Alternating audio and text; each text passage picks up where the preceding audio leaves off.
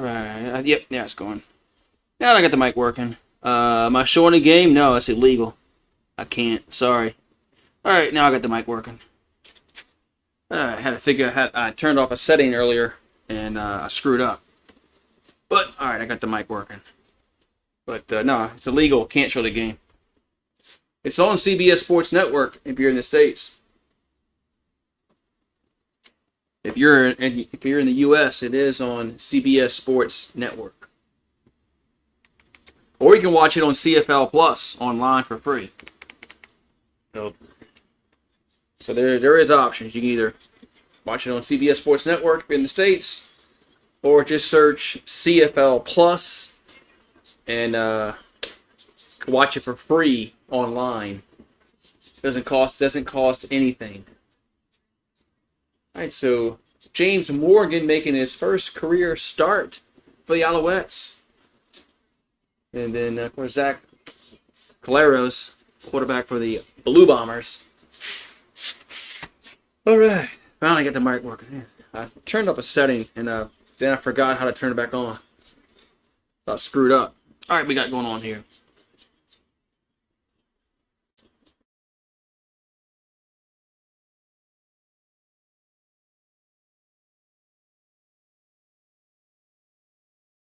All right, looks like the Blue Bombers are going to get it first. All right. Like I'm gonna have to mess with the clock again. It's not working. Alrighty. So kickoff time. It's the Blue Bombers will get it first. So Montreal has it teed up. And we're underway.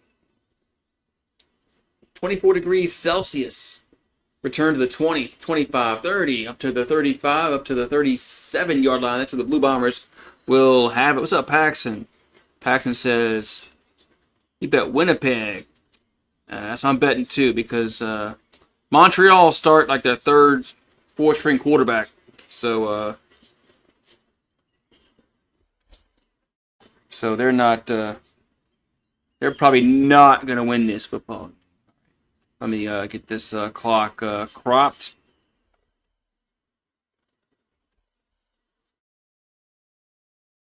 All right, so it's 1st and 10. Play action by Caleros.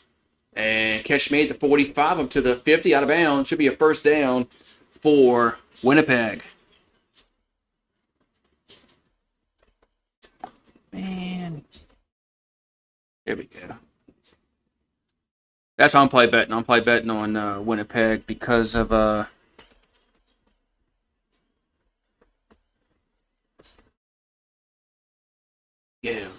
because of the quarterback situation. All right, so it's 1st and 10 at the 50 for the Blue Bombers.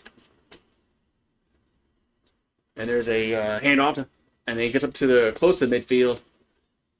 There goes Oliveira. Be a second down. It's Oliveira. Second down and 6. Second and 6 for the Blue Bombers. They have it at the Winnipeg 54, their own 54. What's going on, Paxton?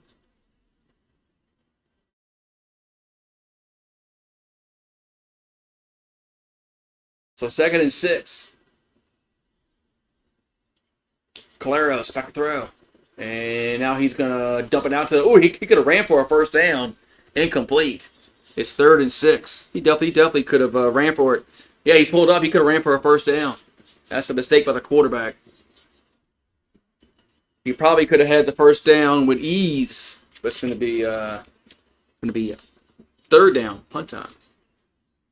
What's going on, Paxton? Camera still looks good. This new camera still looks better than the other one.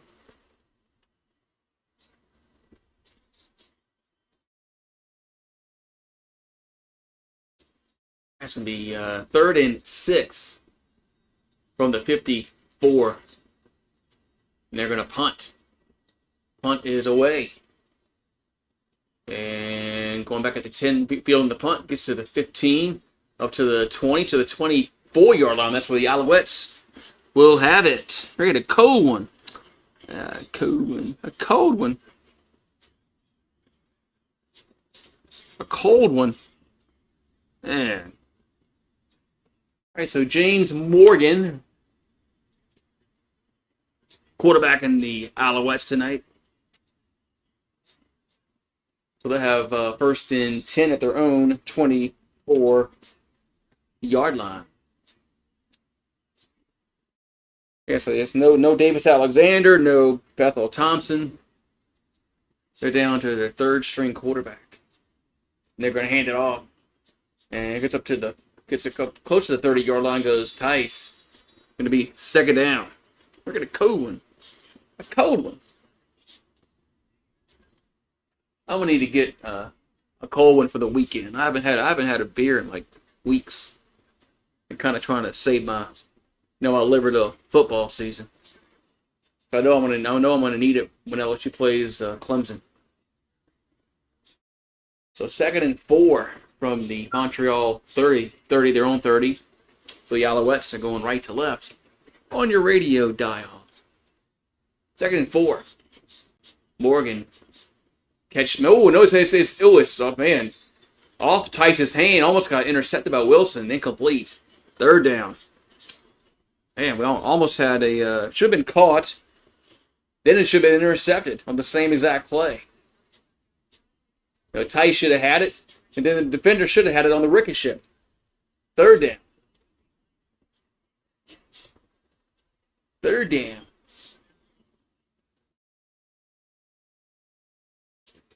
So 3rd and 4. So punt time for the Alouettes. Winnipeg is favored by 7.5 points tonight. Punts away. That's a lot, man. She's coming up and going to bounce at the 45 and go out of bounds. Actually went forward to the 47-yard line, looks like. That's where the Blue Bombers will have it.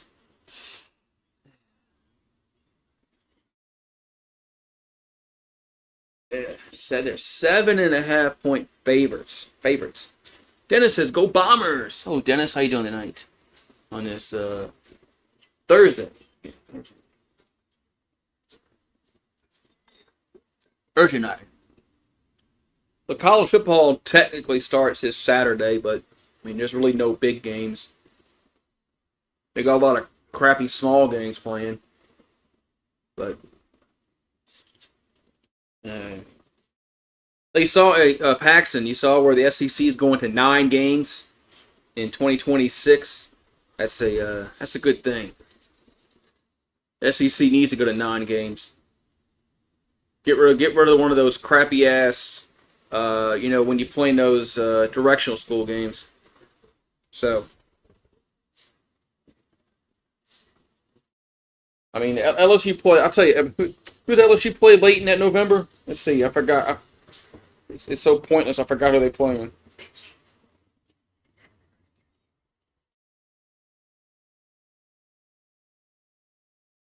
Let's see.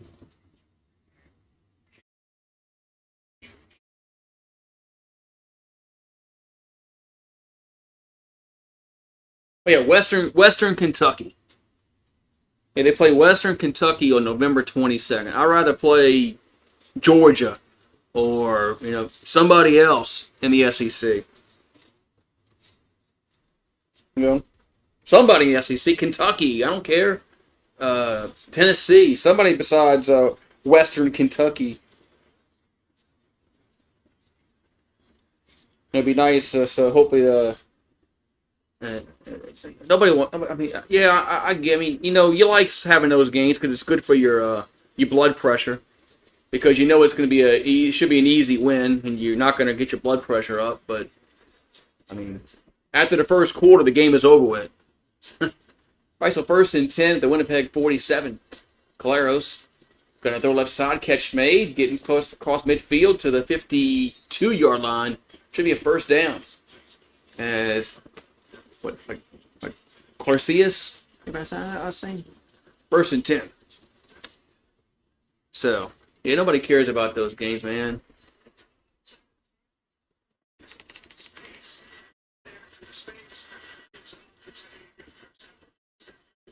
So 1st and 10 to 52. Back at the row. Catch made to 45, down to the 40, down to the 35, to the 30. down to the 26-yard line, first down. That was a Wheatfall. Was that Wheatfall? Yeah, Wheatfall with the catch. 1st and 10, Winnipeg. But yeah, I'd much rather, play Kentucky as opposed to Western Kentucky that week. At least it's a conference game. Or Mississippi State. We haven't played them in the last 2 years. Auburn. So 1st and 10, the Montreal 27-yard line. Winnipeg driving. Play action pass by Claros. And now he's going to run. Gets down to the 20. And gets down he gets down to the 17. It's a first down. Looks like it is. So first down, Winnipeg. So yeah, I wonder what some of these SEC schools are going to do. We have Clemson scheduled next season as well. If you're playing 9 conference games, but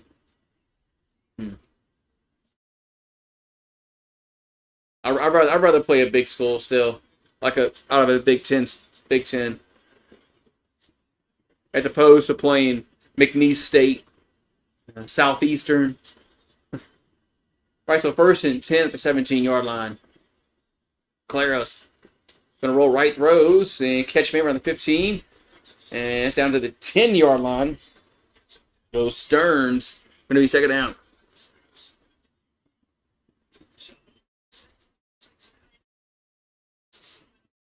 Speaking of Southeast Louisiana, they got somebody from Southeastern Louisiana plays from Montreal.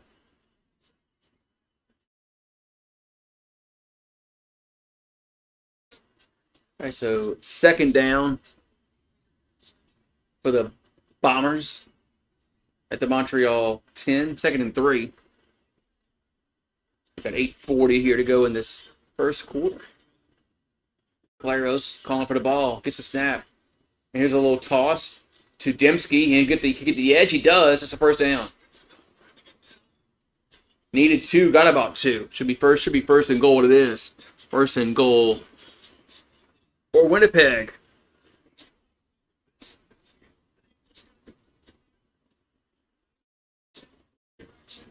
First and goal.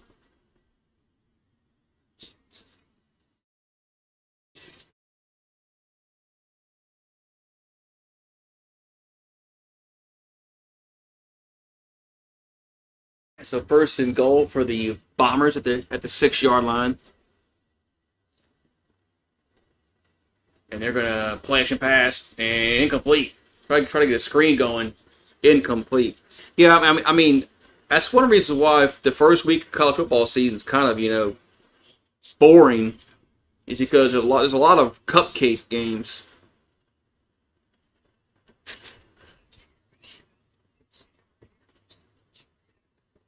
Outside of on Saturday, next Saturday, outside of Texas and Ohio State and LSU and Clemson, I don't think there's any games that day that are worth watching. So 2nd and goal from the 6. And Claros he's gonna run. He is gonna run, but he's not gonna get there. It's gonna be 3rd and goal at the 5. 3rd and goal from the 5. We'll see if they bring. Looks like they're going to trot out the field goal unit. What's up, bow down to LSU. And you saw the SEC is going to 9 games next year. It's good. Get rid of that damn cream puff game in November. That Western Kentucky game. I'd rather play somebody else like Kentucky or Tennessee. 3rd and goal from the 5. Field goal time. It's up, and it's good. 3-0 Bombers. Yeah, I actually about time they should have done it when wrong side. Here we go. They should have did it when Texas and Oklahoma came to the league. We should have went the 9 games.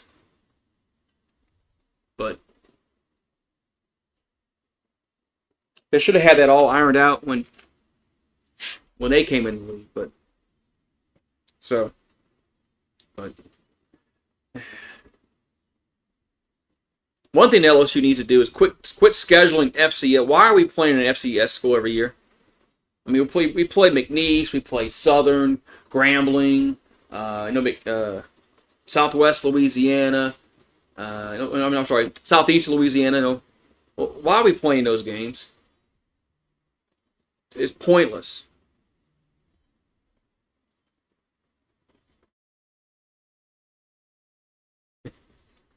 Yeah, we need to.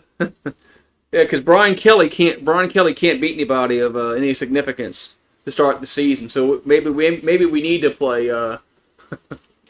But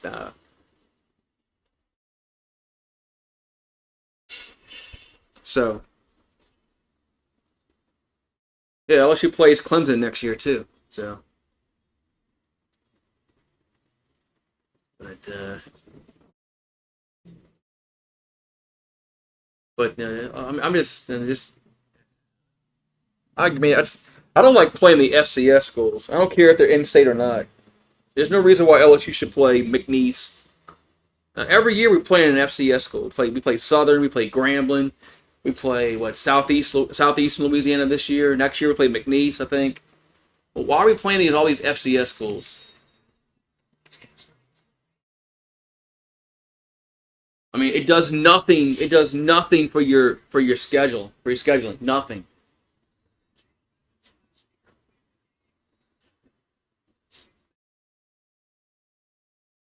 So 1st and 10 for the Alouettes. They're going to go deep down the field and got to get to the 30-yard line with a catch down to the 25. That's a first down. Man, big play for the Alouettes. 1st and 10, Montreal. Man, that was a big, huge play to Hollins. First down. Nice throw by Morgan. First down. What's up, Fred? How you doing? How you doing, Fred? How you doing tonight? Lawson got lost there. The defender got lost on that coverage. It was 1st and 10 at the Winnipeg 25-yard line. And it's Morgan. They're going to hand it off to Tice. Gets down to the 20. Down to looks like the 18-yard line. Second down.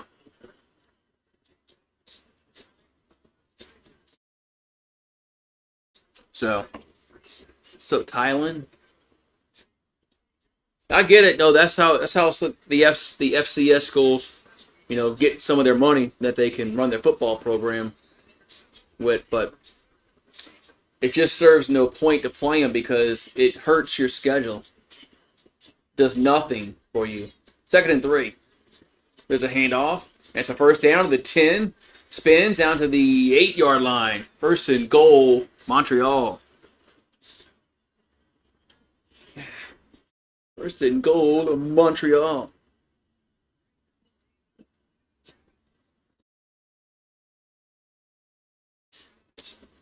Nice little run there by the running back. 1st and goal for the Alouettes.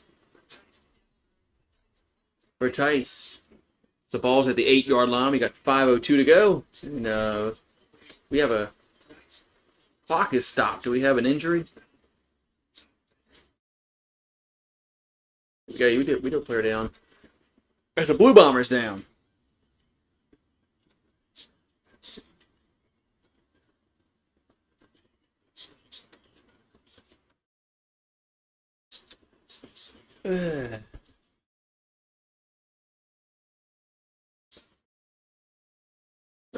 So not this Saturday, but next Saturday is going to be football time. Real football. No commercial break.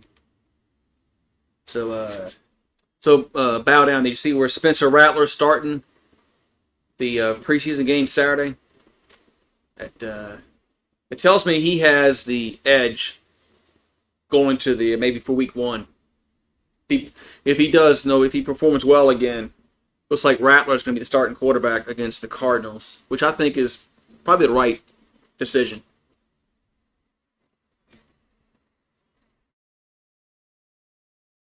not going to matter much. I mean, it's not like if you start Rattler or Shuck, it's going to make a huge difference in the wins and losses on the team. It's not going to matter, but I think Rattler should start and let Shuck just, because he'll have his turn at some point in the season.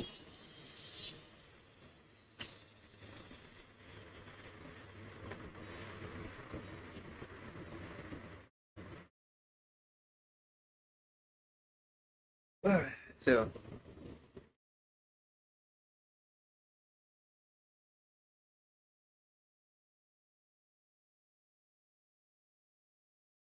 All right, man. So come on, man. Let's get this game back started.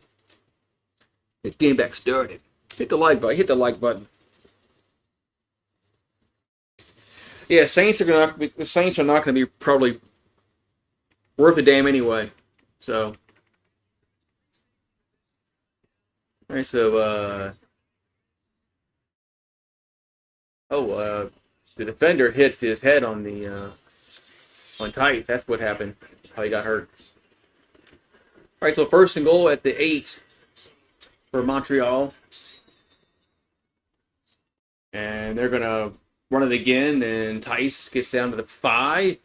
That's about it. Going to be 2nd and goal from there at the 5-yard line.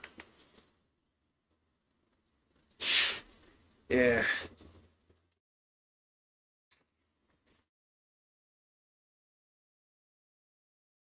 Yeah, that's the rumors. They're 3 permanent rivals, which makes sense. Yeah, I think the Saints are probably going to play both quarterbacks a lot this year. So 2nd goal from the 5.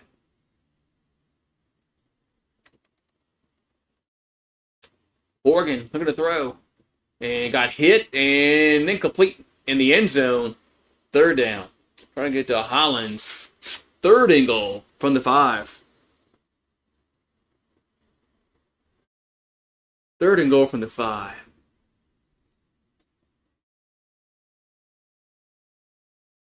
Third and goal from the 5. And he got hit rising through the football. Affected the throw a little bit. So 3rd and goal.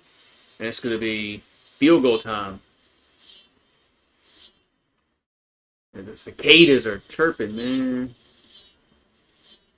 So Diaz on for a short field goal. 13 yards. Snap. Kick up, and it is good. 3-3. We're tied at 3 with 4 minutes to go in the 1st quarter.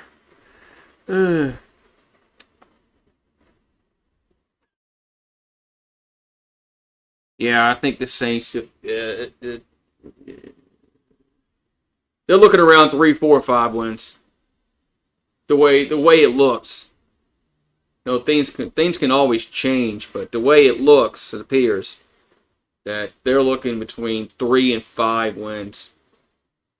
You know, which necessarily wouldn't be really a bad thing, because then that means they'll be picking, in the top in the draft next year. They should be able to get a really good player in the draft, but we'll see. Yeah, the Vikings. At least the Vikings have maybe a chance to do something. But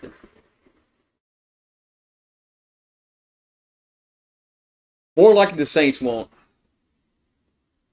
So, but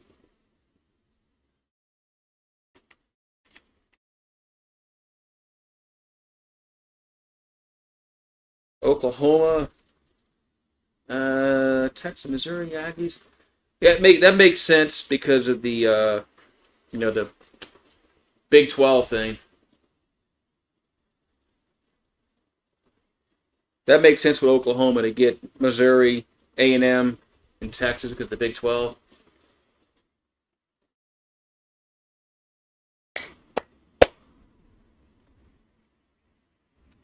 That makes sense.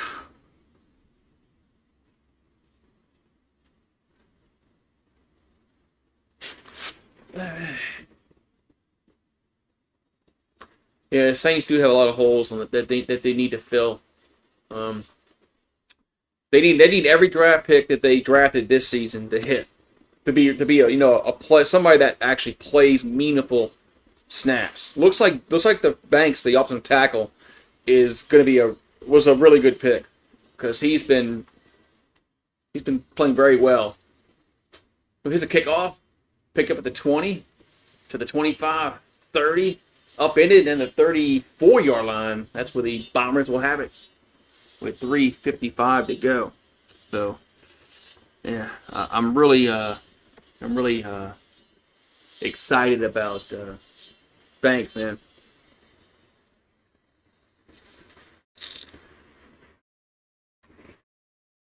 Yeah, Cam Jordan's got to retire. I mean, we need to get younger in that position on the no, defensive end.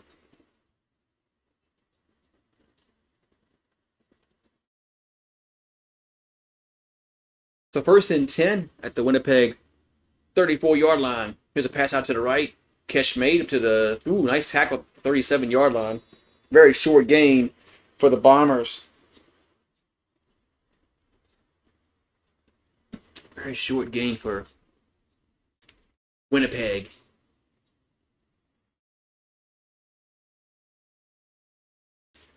It was Logan on the catch. I'm trying to make out his name.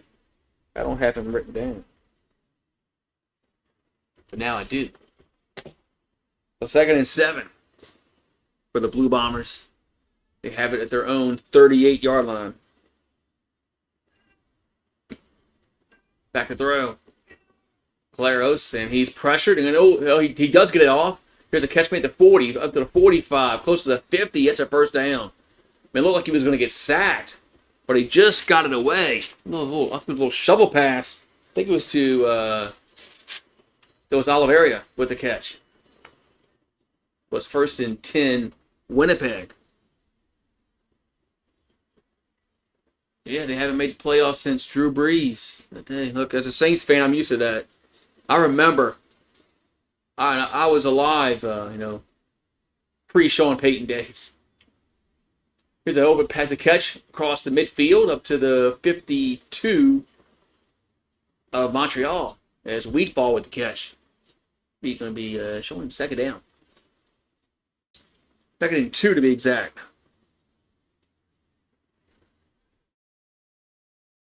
Second and 2 from the Montreal 53-yard line. And there's a handoff. It's a first down across the 50 to the 45, to the 40, 35, 30. Still going. Down to the 25-yard line goes Oliveria. First down, Bombers. Man, nice run there by Oliveria. First and 10, Winnipeg. Whew. 5 wins is on the, extreme, top of my predictions. If things, go really well for them, they could maybe win 5. But man, it looks like they might win only 3. First and 10. Claros looking now, sliding about 2 or 3 yards. Going to be second and 7. Yeah, long time. Well, yeah, that was during Archie Manning days. That was during, I think that was the Archie Manning days. They went 1-15 and stuff like that.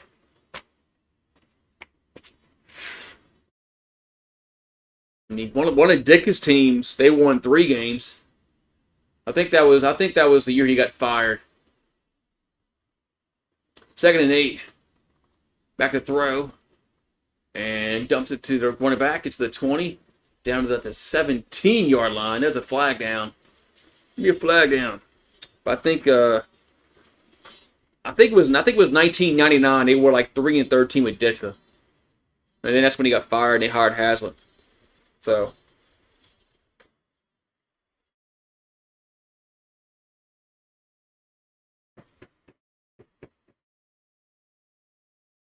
we got roughing the passer against the defense. That's going to be a first down. Blue Bombers with 23 seconds to go in the first quarter.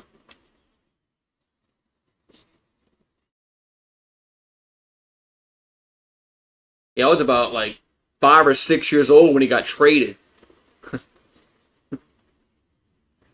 So I definitely don't remember the Archie days. But all right, so first and goal at the 2-yard line. First and goal at the 2. And they're gonna throw it. And touchdown. That was Dembski with the catch. Touchdown, Blue Bombers. We'll put 6 on the board. All right. The very first Saints real memory I have was when Walter Payton broke the rushing record against the Saints. I think that was 84. That's like the really first Saints. No, it goes back. No. 83. Here's the extra point up and good. They played San Francisco in the Dome. I went to that game. So I had the program. 83 was the first Roller Saints memory I have. They played San Francisco in the Superdome in 83. And of course, Saints got, they got beat by Joe Montana. I mean, but yeah, 83 was the first Saints. That's when they had Stabler. I remember that. Hell, I was 6, 7 years old. Maybe no, probably 7 years old.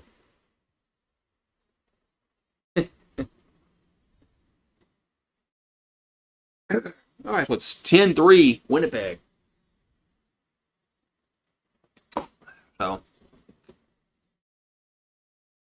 yeah, Winnipeg was favored by 10.5. I mean, sorry, 7.5 when the game started. I saw the Bombers were.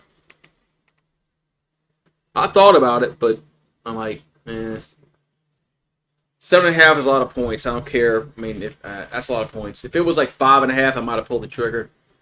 But 7.5 is a lot, man, on the road. I know they're starting their 4th-string quarterback, but I just wasn't confident with giving up that many points. There's a kickoff. Maybe 6.5 I'd have pulled it. Return to the 25, to the 30, up to the 35, up to the 40-yard line. That's where Montreal will have it. 1st and 10. And that's the end of the first. That's the end of the first quarter. So second quarter will be upcoming. 10-3 Blue Bombers. Yeah. Yeah.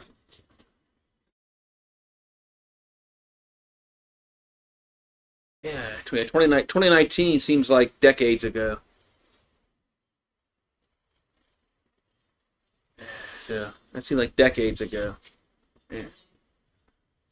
Ooh-wee. Right. Yeah. It's time for Brian Kelly to win an opening game for once in his life. Well, at LSU anyway, but yeah, he loses to Clemson, and things aren't going to be pretty for him in Baton Rouge. So things are not going to be pretty for him in Baton Rouge if he if he doesn't beat Clemson. With all the crap he's been talking about, circling the game and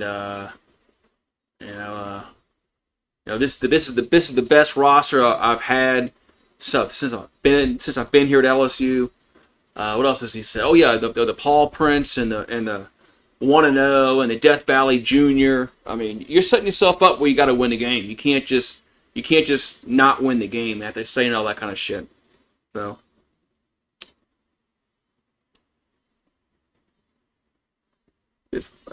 Weren't they? Yeah, weren't they ranked in 2019? I think they were ranked in 2019. Minnesota. Didn't you have a good year that year? In 2019.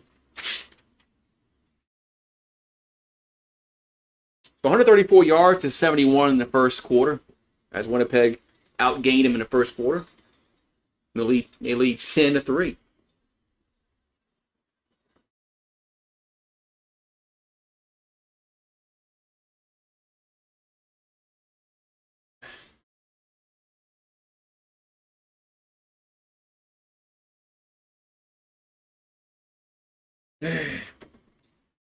That's okay. 11-2. I thought it was 2019. They had a really good year that year. Why are the play-by-play guys putting eye paint on? Here's a handoff up to the 45, up to the 49-yard line. That's a 9-yard gain. Be second down and about 1 here from Montreal. That's a new player. I don't recognize that guy, number 8. I have to remember his number. Write his number down here. Oh, second and 1. Quarterback keeper. That's a first down.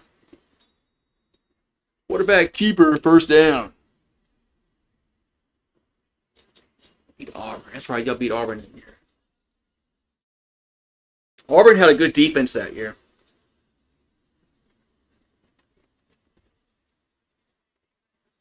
Speaking of Auburn, you saw Auburn claimed all these national titles, like yesterday, was it? It's out of the blue. They decide they're going to claim like 7 titles, some shit like that.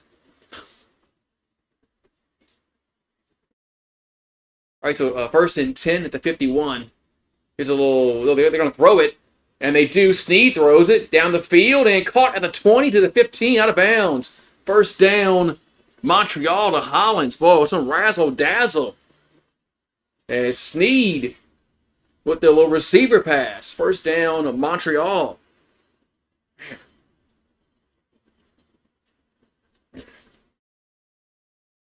Which I kind of liked it when Saban was here. That era. Late 90s. Mid to late 90s to around 2000, maybe 7. So first and 10 at the 15-yard line for Montreal. They're going to hand it off, and that's up down. That's going to be about a 9-yard gain. It'll be second and 1. So Scott on the carry. So we Scott. Brenton Musburger, Brenton Musburger was around from like the 70s, right? Second and 1, quarterback keeper, and I don't know. I mean, you say Brenton Musburger, he was around in the 70s, so.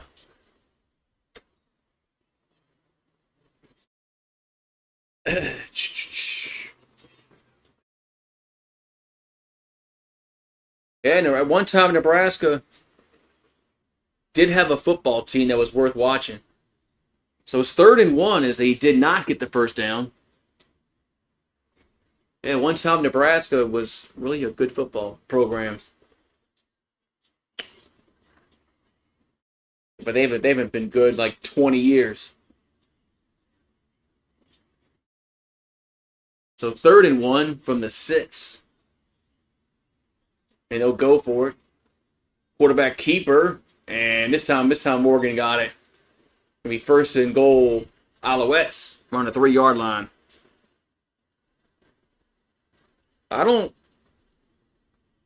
If they played, if they played, it was a long time ago. I don't recall Minnesota and LSU ever playing in my lifetime. If they played, it was maybe back in the 50s or the 40s, maybe. I don't recall them ever playing in my lifetime. All right, so first and goal at the 4.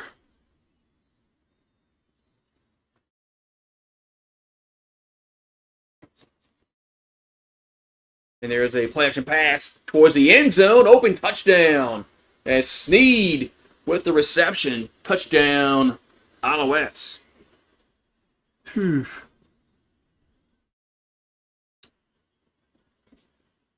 10-9. Minnesota lose by 40. What? Brian Kelly? No, Brian Kelly ain't beating nobody enough. Brian Kelly ain't beating nobody by 40 points. No. Talking about maybe Joe Burrow. Okay, yeah. If talking about Joe Burrow and Jamar Chase and Justin Jefferson, maybe, but not with Brian Kelly and this staff. They wouldn't beat Minnesota by 40 points. Here comes the extra point to tie it up. And it is good. 10-10 with 11:08 to go in the half. So, 28. Okay, all right. Yeah, sure. What are you smoking today? When has Brian Kelly ever beaten somebody by like that?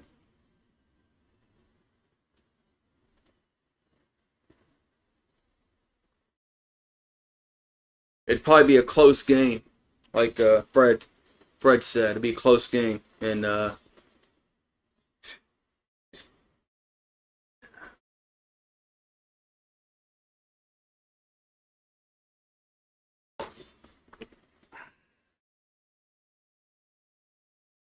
man. So yeah, we're getting close. We're getting close to college football. So getting really, really close to the season starting. The spread that spread means nothing. Spread's just for gamblers. There's no bearing on what the outcome of the game is going to be. That's just for all the degenerates that.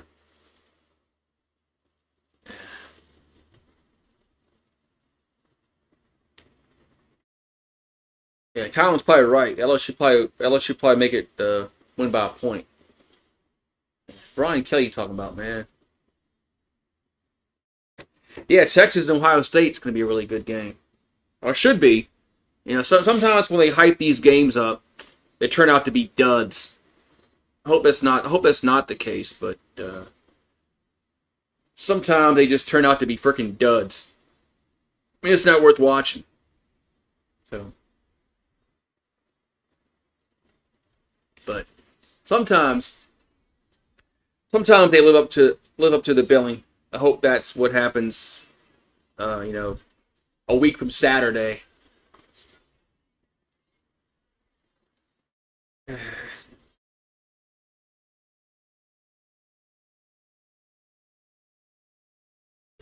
I think Texas should win. Honestly, I think even though Ohio State's playing at home, I think Texas should win.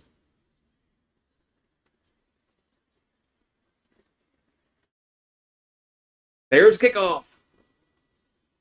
And fields it at the 12, gets to the 20, 25, up to close to the 30-yard line. That's where Winnipeg will have it with 11:01 to go in the half. Going to go live on Saturday for TikTok. College football. Any advice? Yeah, don't be. Have you ever talked to a camera? Because it's not as easy as it seems to sit there and just stare at a freaking camera and talk. Try to be. I mean, you're going to be probably uncomfortable at first. I know I was. I was very uncomfortable talking to a camera at first. It just seems kind of weird, but it's kind of. You get kind of scared. Here's a play action pass. Here's a handoff up to the 33-yard line. What's up, Jeff in his zone? Well, I have Winnipeg because Montreal has their fourth-string quarterback starting, but right now it's a good game.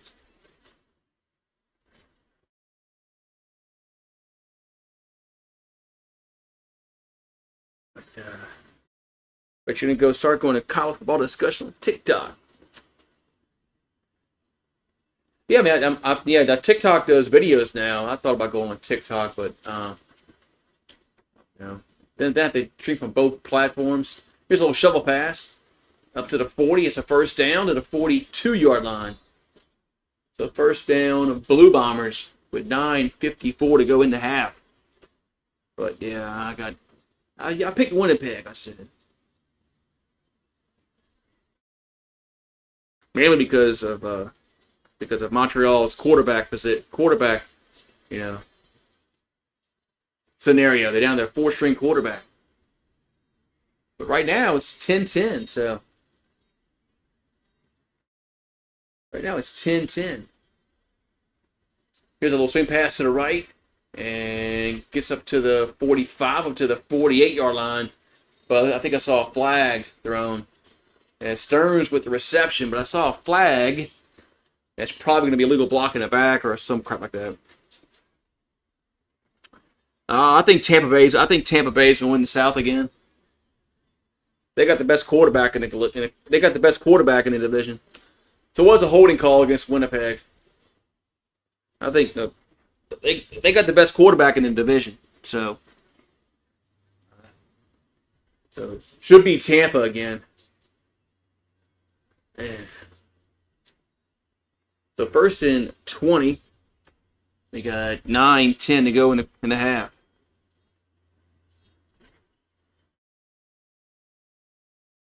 So we got Claros in the shotgun looking to throw. And pressured. And now he's going to dump it off to the running back. We'll get to the 40. Up to the 43-yard line goes Oliveira. Going to be second down. Whew.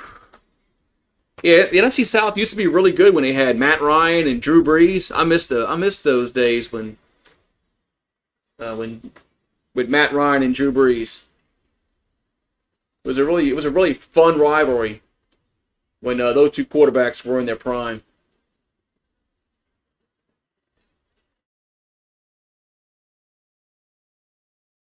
Yeah, so it's second down and 9 for Winnipeg at their own 43.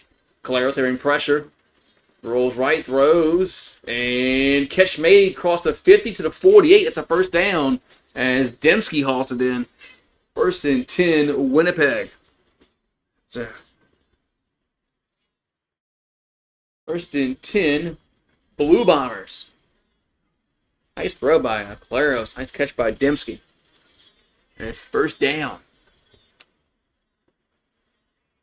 Marie, not coming in here. Quit your meowing.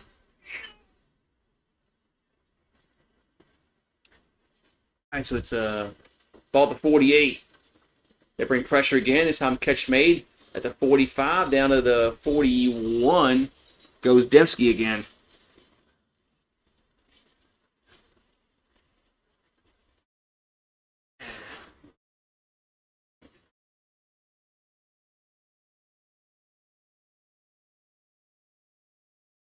It's second and 2. They're going to throw, getting sacked.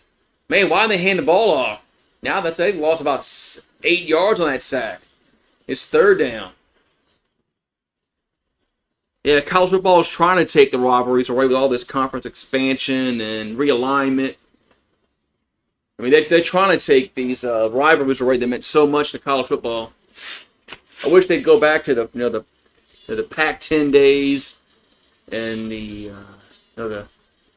Southwest Conference, the Big 8. When the SEC had 10 teams, it was a lot more. It made more sense geographically. It made more sense, but now with all these conference realignment, and you got USC and UCLA and Washington, Oregon in the Big 10. That's just so dumb, man. Third and 9, punt time for the Bombers. Punts away. And going to go out of bounds. What's that? Walking up at the 12-yard line, looks like. So, but yeah, I mean I miss the. They need to go back to the. Well, they're not going to go back, but. Yeah, the Pac-12 has two teams. Yeah, I think they're getting more like next year. I think in 2026 they'll have more teams, but yeah, they're the Pac-2.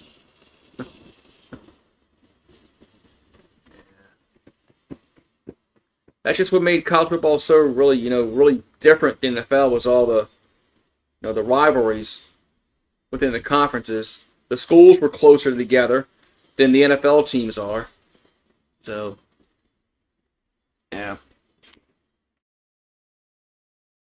But money rules all. So money won out, and we're gonna eventually probably gonna come down to the point where there's two conferences like the NFC and the AFC, and there's gonna be divisions in those conferences that are gonna be kind of hopefully regionally, and they'll have some kind of probably dumb playoff format like the NFL does, and they'll go from there probably. Major League Baseball is about to be really stupid. You're right, because if Major League Baseball does what it looks like they want to do is get rid of freaking the American League and National League. What the hell, man? How are they doing that crap?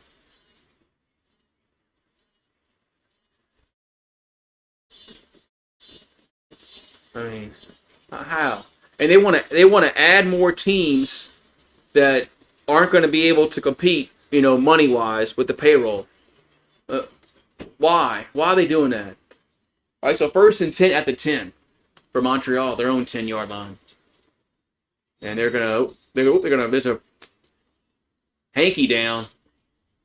So they want to bring in, they want to have expansion, and well, it's not nothing's going to change. The Yankees, the Dodgers, the Red Sox, they're going to have the highest payroll. So it's not going to matter. Now, if baseball had a salary cap, kind of like football does, then it'd be okay. I'm all in for that for expansion.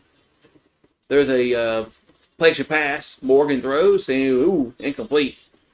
Overthrew Snead, 2nd and 10. But there's a lot of teams that just can't compete money wise with the Yankees and the Dodgers. With their payroll. Not that the Yankees do anything. They can't win even with their high payroll. The Yankees can't win, but they still outspend a lot of teams. But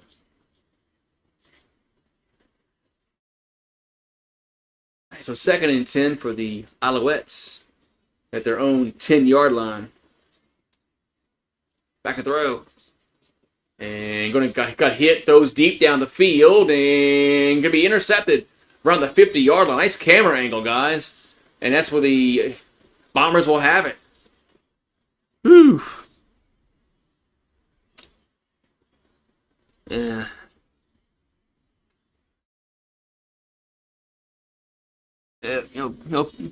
Football did it.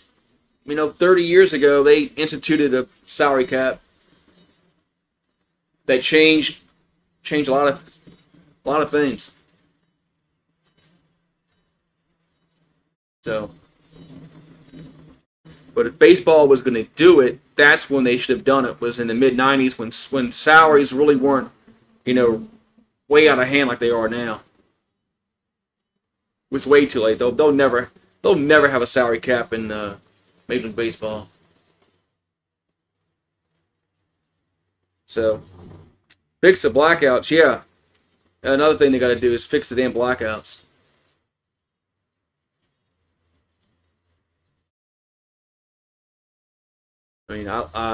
I live 6 hours from Houston and 8 hours from Dallas, and I can't watch the Astros, nor can I watch the Rangers. So I don't even live in Texas, and I can't watch a team 6 hours from me and 8 hours from me. So it's just crazy. So oh well. You can't even watch. You can't even watch. You can't watch the Rangers, and you live in Texas. That makes even that doesn't make any sense at all. But yeah, the blackout rules are just so outdated. So outdated.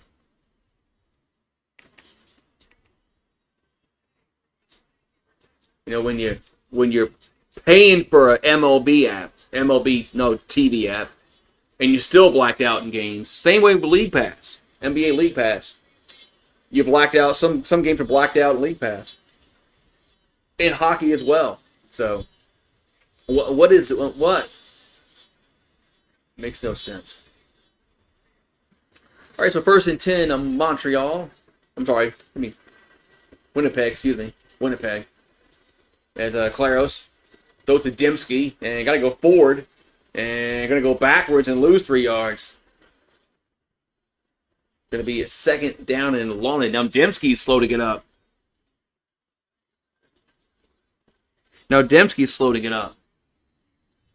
For Winnipeg. I'm blacked out with the I was blacked out with the Pelicans on League Pass. The season before last, I couldn't watch the Pelicans at all because YouTube TV didn't have that Bally Sports Network.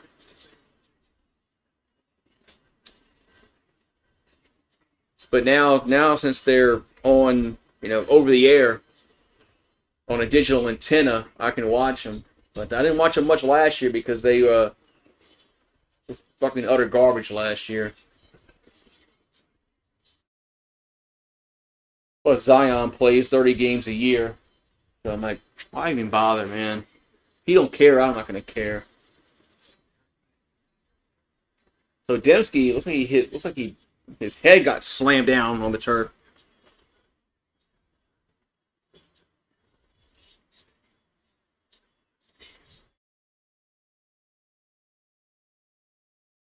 Looks like he might be concussed. We got 4:55 to go in the half. 2nd and 13 for the Bombers. And it's Dembski slow to get up. And the way he went back on his head, he might have a concussion. Yeah, I don't buy NBA League Pass.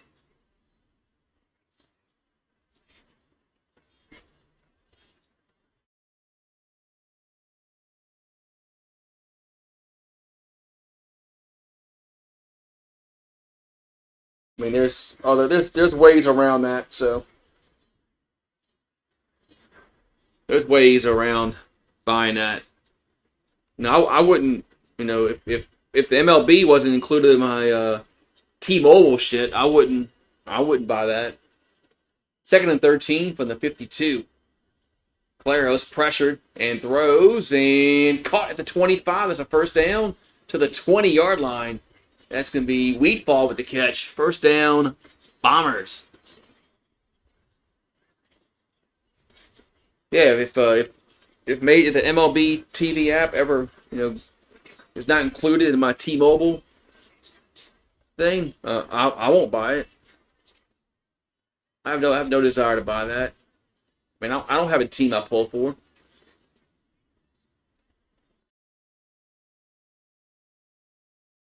All right, so it's 1st down, Bombers at the 20-yard line in the red zone. There's Winnipeg.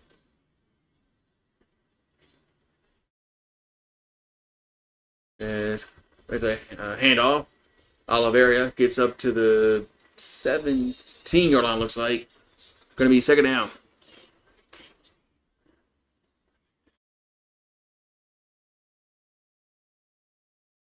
Going to be 2nd down. 2nd and 8. We've got 3:24 to go in the half. Approaching the 3-minute warning.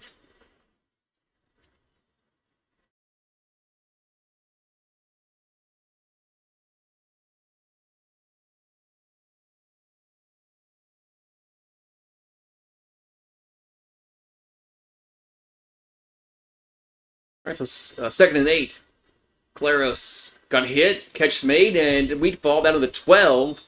And it's going to be 3rd down now.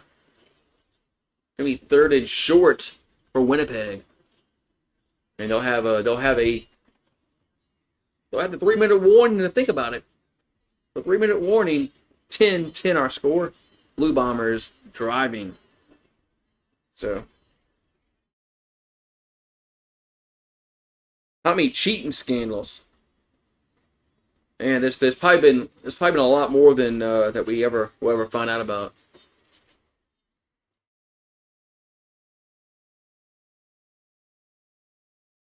I mean, teams are always going to try to find a way to, you know, bend the rules, in their direction. It's been going. It's been going around since the dawn of time. But yeah. But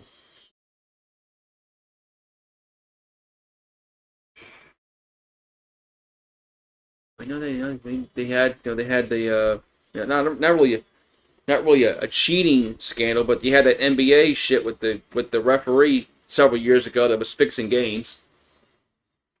I guess that was cheating, but it wasn't like a team cheated. But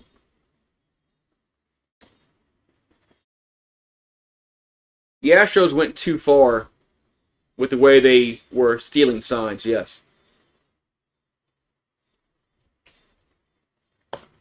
sign stealing has been going around for a long, long time. There's ways to do it where it's not really not really you know what's the word I'm looking for? I mean, they just went too far into what they went to too many extremes to cheat about stealing signs.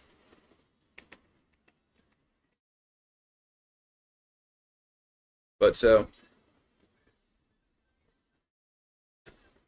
I don't think it's necessarily they cheated. It's just the way they went about it and the links they want to all the deny, and no, we're not doing anything, and oh, I know one, Lance Armstrong.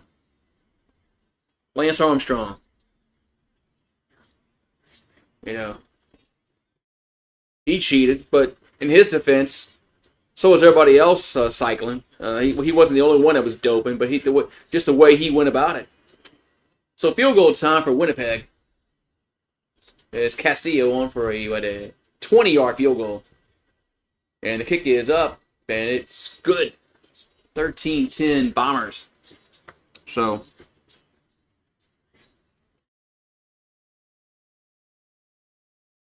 yeah, it's just the way the Astros went about it. I agree. I really don't necessarily have a problem with somebody stealing signs. It's been going around forever. Just you can't, bang trash cans and, where supposedly they wore, devices underneath their jerseys. So that's going too far. People steal football signs from the sidelines. That's no different. Now, what Michigan did was wrong. They went to an extreme that it was very unprofessional. All right, so it's first and 10 at the 40-yard line for Montreal. 2:45 to go. There's a handoff, and going to be gets about a yard. Gets about a yard. Second down. There's Scott on the carry. Second and 9 for the 41-yard line.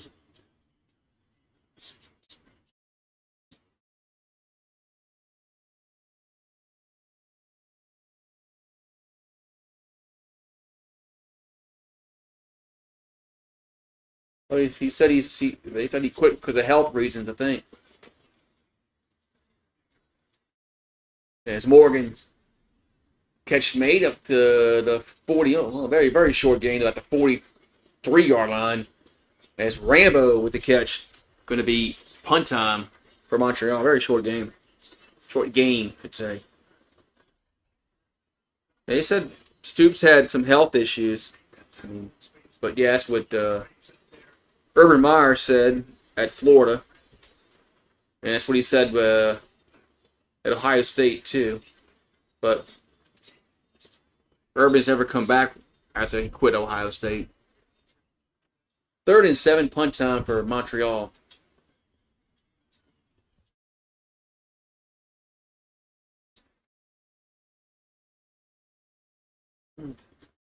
And punts away. And coming up, fields at the 25. Gets to the 30. Up to now goes backwards to the 29-yard line. Jeez. That's where Winnipeg will have it.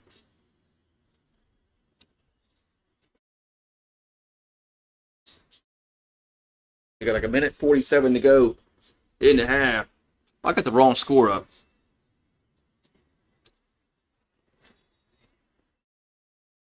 It's like I'm drinking or not. I'm drinking tonight. I got the wrong score up. Maybe I should have a beer. I got the wrong freaking score up.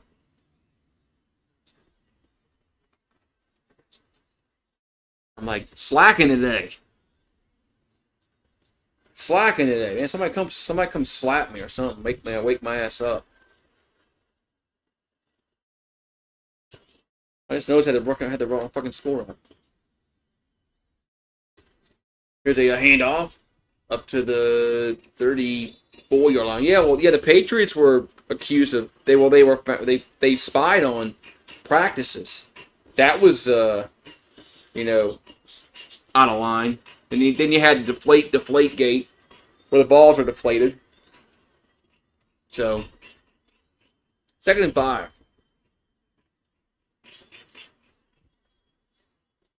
2nd and 5 from their own 35 for Winnipeg.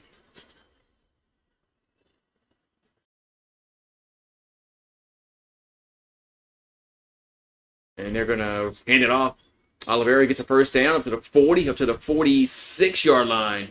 First down, Winnipeg, with a minute and 17 to go. All right, first down.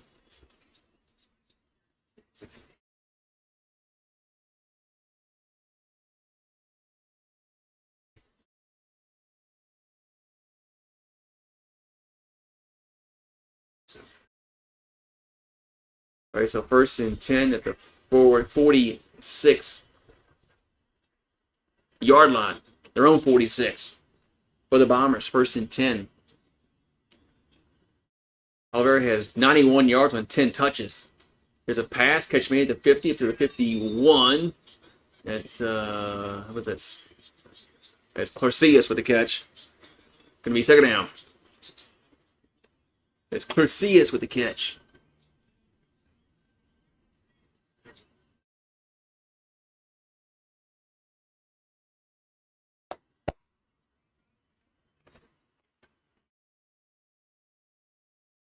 Second down and 5 from the 51-yard line for Winnipeg. Back to throws. Claros and going to roll left. Now he can run. There's a flag down. And he'll get the first down at the 53, but there is a yellow marker down. I have to check the marker.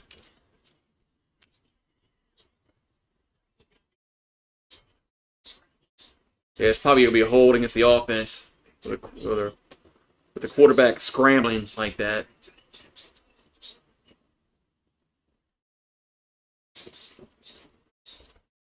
So there is a...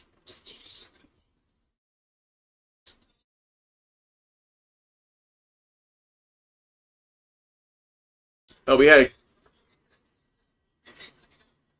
a hold against the offense, and I think hands to the face against the defense. So, replay.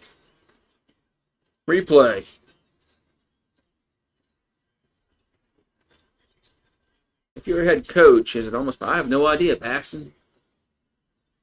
How you think I know that? I don't answer that question.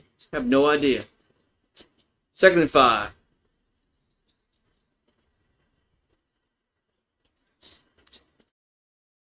So 2nd and 5 for the Bombers at their own 50. Back to throw. And Claros dumps it over the middle. It's a catch made to first down on the 55. Across the 50 to the 49-yard line goes Oliveira. First down of Blue Bombers. First down. When gambling is involved, nothing is real. Well, I got news for you. Gambling has been around for a long time in sports. So I guess sports has never been real.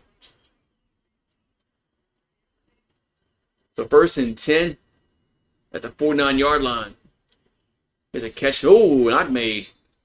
But you remember, I know you don't remember, but they had the Black Sox scandal in the World Series back in like 1917. So, how long ago was that? Yeah. So, over 100 years ago. So, gambling's been around. Gambling's been around in sports forever. So, I guess nothing's real. So, 2nd and 10 at the 49-yard line for the Bombers. As Caleros throws and catch made at the 25. That's a first down. Man, he got hit hard. That was Stearns with the reception, holds on to it, and now he's down on the field. He took a big hit, but he holds on to it. Man.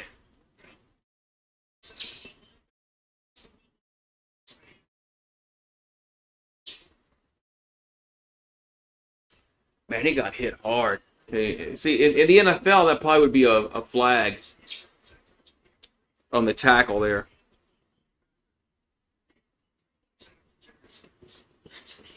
Their eBay and George Costanza is collectible for $250. Yeah, it's gonna be a hot item. People want that thing. I wonder if Temu has it. I wonder if Temu can I get Temu to make it? It'll probably be like $10 with Temu.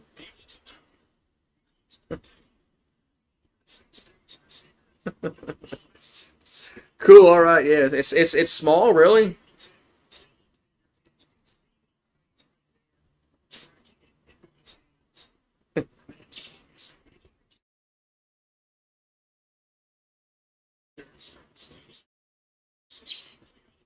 Okay. I'll go look at it on there. I'll go look at it at halftime. I'll go look at it at halftime. But I can do it now. There's a timeout. This might hurt.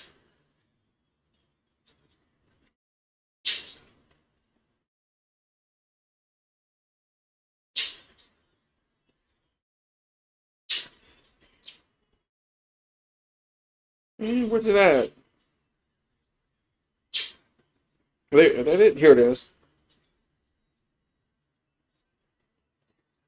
Oh, there it is. It look kind of small. It does look kind of small.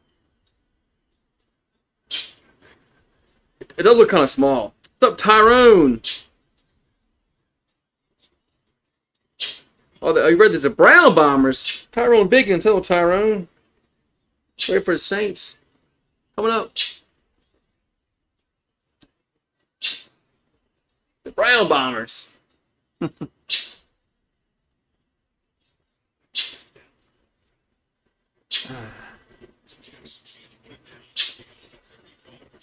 So we're gonna go field goal before the half. 35-yard field goal from Castillo, and it's up, and it is good. So that ties it. That ties it up. No, it doesn't. They had the wrong score up. It's 16-10. They're like me. They put the wrong score on the screen. They're like me. They're like me. They put the wrong score on the screen. 16-10 halftime. Yeah. Yeah, I'm ready for the I'm ready for the Saints to win about 3 games this year.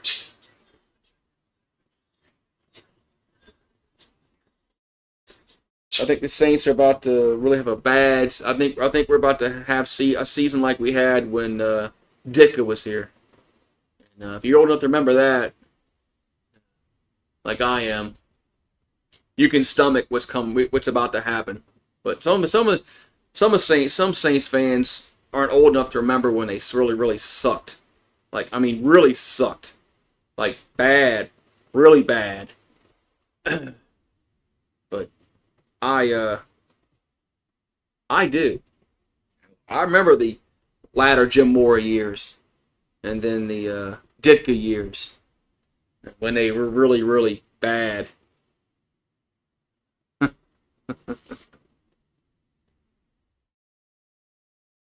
I mean, they were horrible. They were horrible. And then, Sean Payton came with Drew Brees and Saints had success like they never had before, and they probably never will have again. Unless they get another really elite quarterback, they'll never have that kind of success again. They're gonna have to have a elite quarterback. So we'll see if Rattler or Shuck is one of those guys. I don't think they are, but we'll see. But I'll be right back. I gotta take the garbage out and whatnot. So I'll see you guys in a few.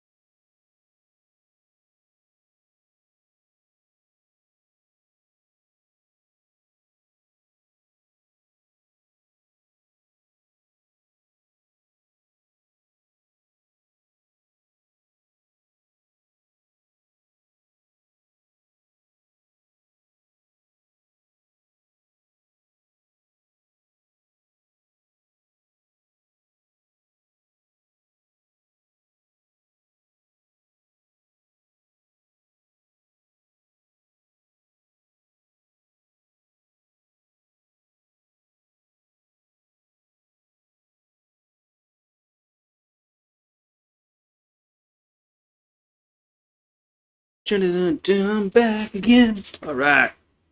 Whew. Oh yeah. That Ricky Williams thing. Yeah, who can forget that shit when Saints gave up their whole draft to get Ricky Williams. Crazy thing is though, when the next year in 2000 they made the playoffs under Hazlitt, but yeah, that was a really that was really dumb to give you a whole draft for one player. Yeah, that was I remember that. And Dicka had him in a wedding dress.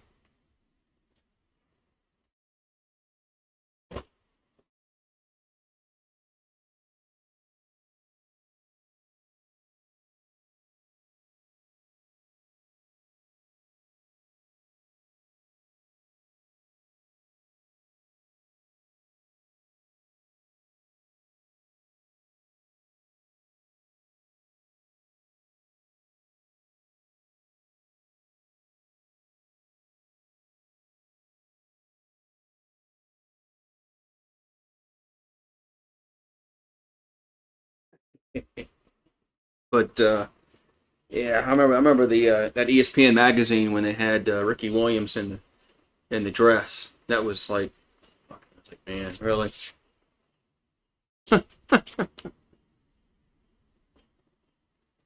2000, what's 2014 had to do with anything? That's like 11 years ago.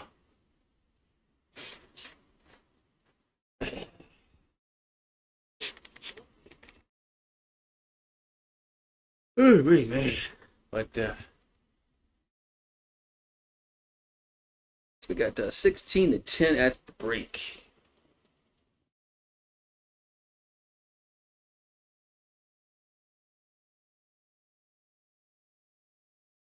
Is there anything on TV? Like there's no movies to watch on Pluto. Flatliners. I haven't seen that movie in like forever. Like the old one with with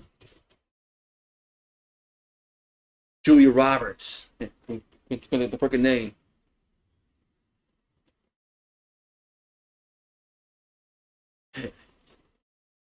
That's an old movie. So, all right, man.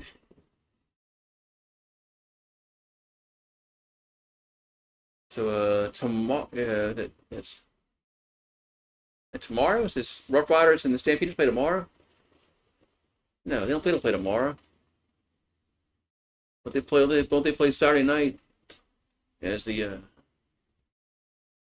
yeah, Saturday night. Saskatchewan and Calgary.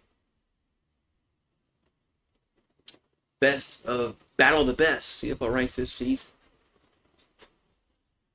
Battle of the Best. So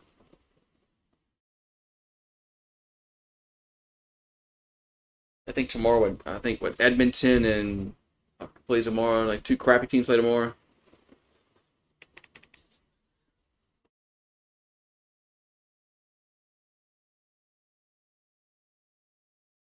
Yeah, I think there's two crappy teams play tomorrow night.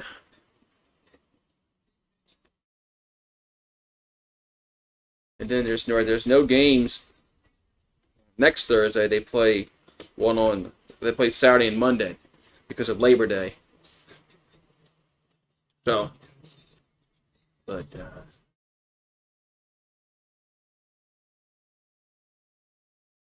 but the next weekend is college football. So I'll be kind of moving away from Canadian football a little bit.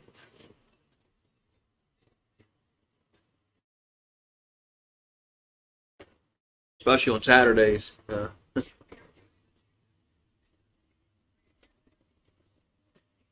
Depending upon who plays on the NFL on Thursdays until the CFL season ends.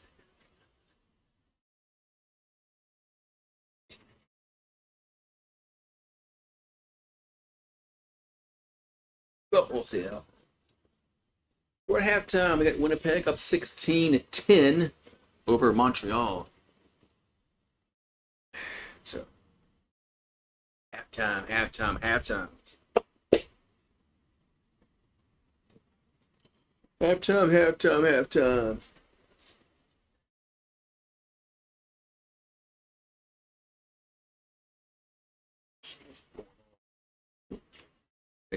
sure I use the right remote. Not turn the damn game off.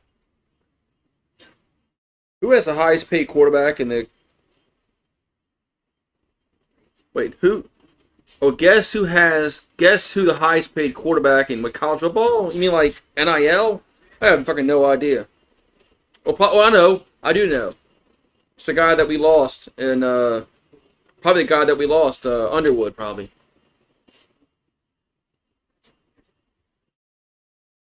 Probably Underwood. I forgot. I'm trying to think NIL deals. Yeah, probably him.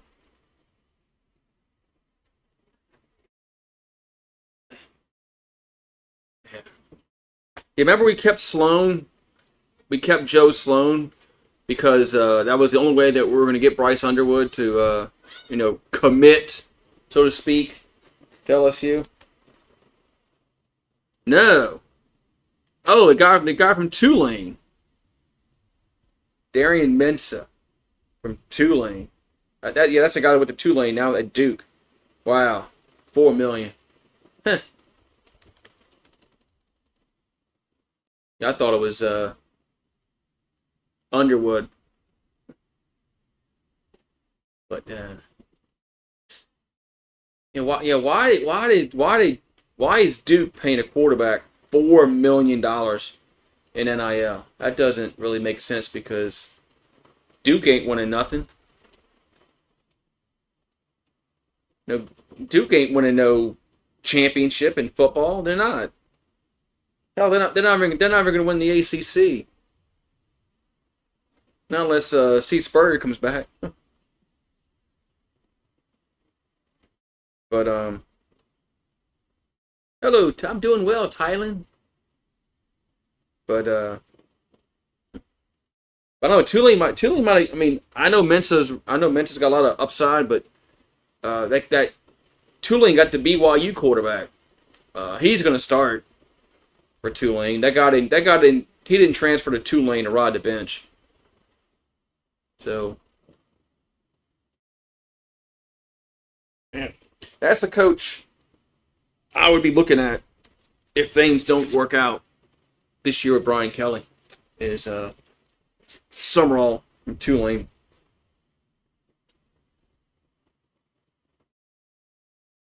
I think Summerall could do really well at an SEC program that has a good NIL department, whatever you want to call it. Whatever, but whatever you want to call that shit now. But I like Summerall a lot. Was really surprised that he stayed this year. I thought he'd leave Tulane, but maybe he's looking ahead at there might be some jobs in the SEC that are open, like Oklahoma, Arkansas, LSU, Kentucky. Trying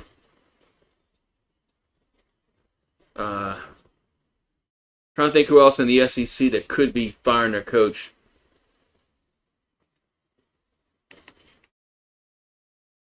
I know Oklahoma, Arkansas, LSU, Kentucky might. I don't know about maybe Auburn. I don't know. Maybe they'll move on from Hugh Freeze if Auburn really sucks.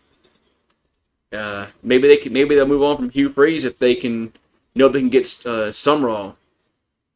Who was at Troy, so he coached in that state. So I think that's maybe what he was looking at is that if he holds out one more year, there might be some really bigger jobs opening up that he can move on to. There's a kickoff. Underway, second half. Princeton 15 to the 20, up to the gets upended. around the 24-yard line. That's where the Alouettes will have it.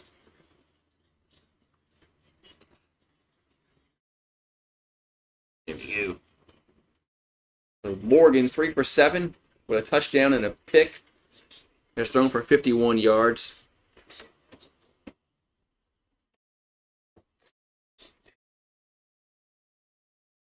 That's crazy to think that a college player could be getting $10 million a year. Like, and this is not sustainable in the collegiate level. It's not. All right, so 1st and 10 at the 24. And here's a swing pass to the right. Up to the 30, up to the 32-yard line goes Speaker. Going to be second down. Speaker makes his first catch of the night for the Alouettes. Makes his first catch for the Alouettes.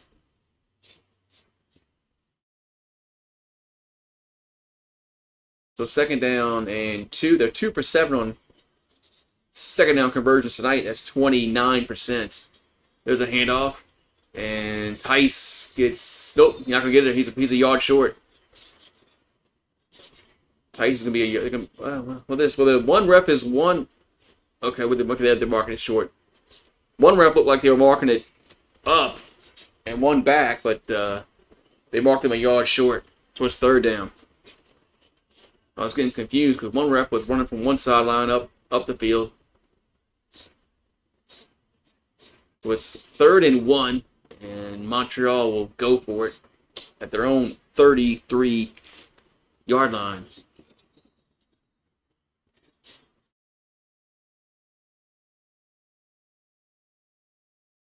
The quarterback under center. And quarterback keeper, and he got it. It wasn't by much, but he got it. Garrett Nussmeier, 1.6.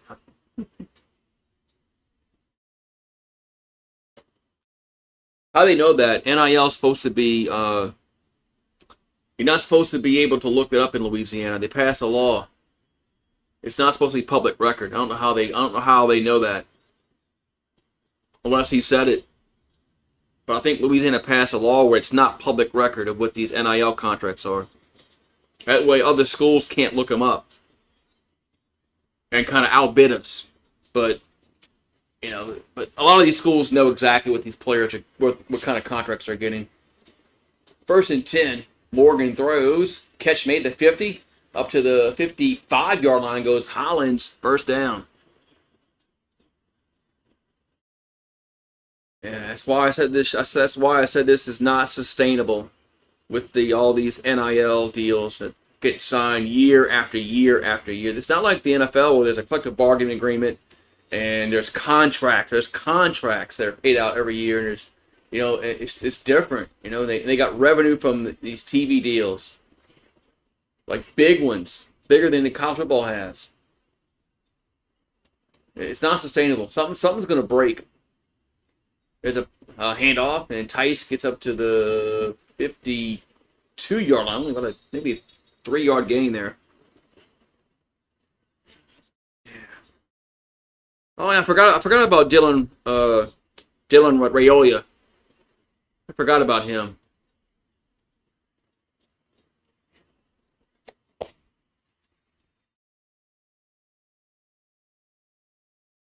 I totally forgot about him at Nebraska, but he's at Nebraska. Nebraska's been a dead program for 20 years.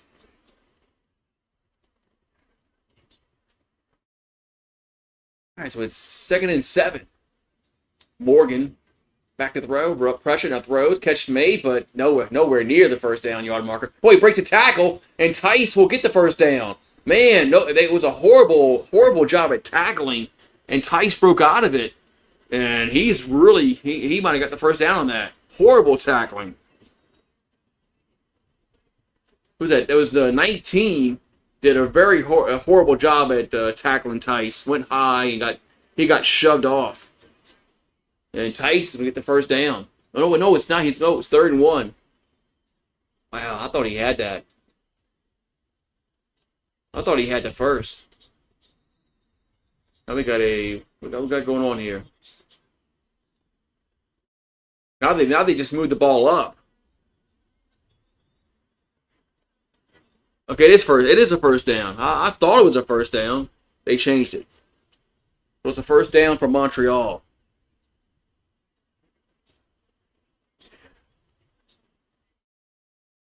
So I thought Tice had it. So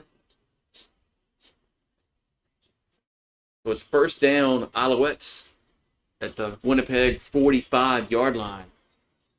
There's Morgan, and ball gets knocked down the line. 2nd and 10.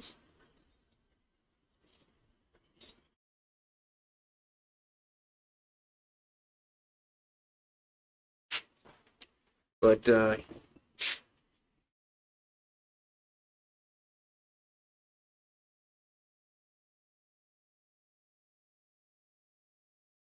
we got a bargain, man. We got a bargain at quarterback. That meant we can spend money other areas. So I'm okay with that. 2nd and 10. Back to throw. And got to open the 30-yard line and makes the catch. First down. It's Hollins with the catch.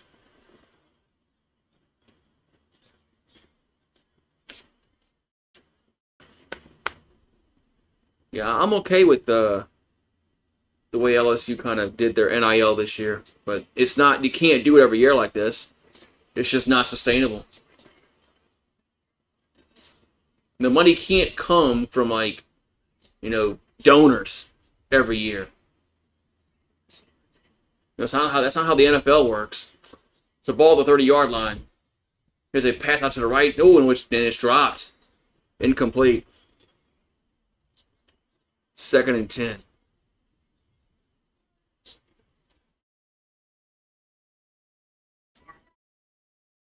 What do you have? What do you have in your mouth? You got a lizard in your mouth? Or a gecko? Yeah, you got something in your mouth. Man, she messes. She's mean to geckos and lizards and cicadas. She had a cicada in her mouth the other day. She held it in there. She didn't even kill it. She just played with it. She's mean. 2nd and 10. As Morgan throws over the middle, incomplete. 3rd down. 3rd and 10. Mm-hmm. 3rd and 10. Yeah, I was behind running back Tice. So Maltos Diaz on for a field goal. Made from 13 yards. This one's going to be from a little bit longer, around 38. So cut into the little deficit a little bit. Kick is up, and it is good. 16-13 with 8:53 to go in the 3rd quarter.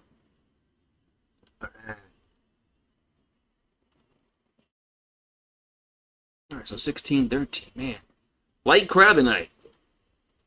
Guess YouTube didn't notify nobody I was live. Go figure. Oh, I got a PlayStation 5 just sold for 50 cents on Deal Dash. I gotta get on Deal Dash so I can get me a PlayStation 5 for 50 cents. Yeah.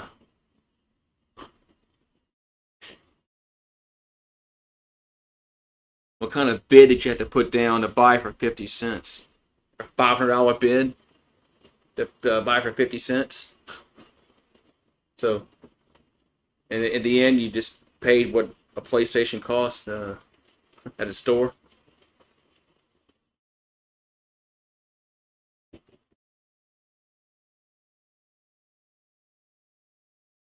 Hey, all right. Make sure I was live, man, because chat died.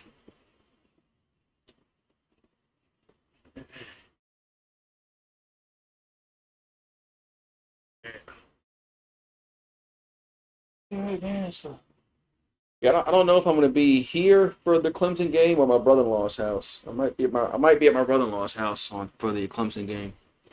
He's talking about wanting to barbecue. So we'll see.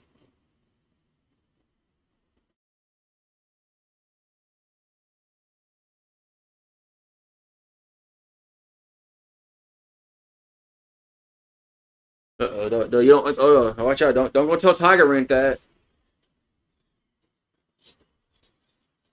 Tiger Rant. They were talking today about how Clemson defense sucks. First and 10 at the 40 for the Bombers. Here's a little shovel pass. Gets to the 45. That's about it though. Yeah, you saw that the other day. Yeah, they talked about how the Clemson defense sucks. Overrated. Man, some of these fans are setting themselves up next week because they're gonna be really surprised when this is a close game in the when that's a close game in the fourth quarter.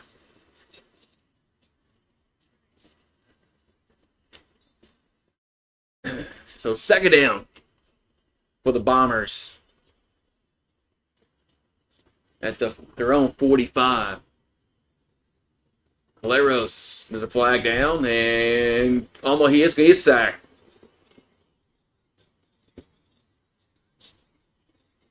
So he is sacked, but there's a flag down the field.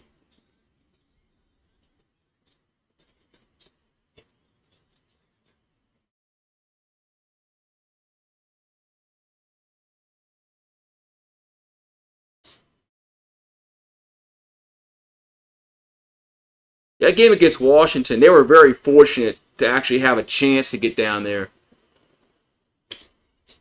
I remember that was a game that was a Sugar Bowl, and they remember they were very fortunate to even get down there and have a chance.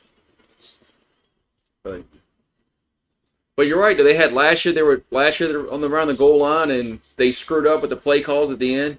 Punts away and Fields at the 25. Gets up to the 30-yard line. That's where the Alouettes will have it with 7:56 to go. But yeah, they really screwed the pooch last year against Ohio State with their play calling when they got down with like first and goal. I think they had the ball like inside the 5-yard line. It was first and goal, and they didn't bring Arch Manning in, and they really screwed the pooch.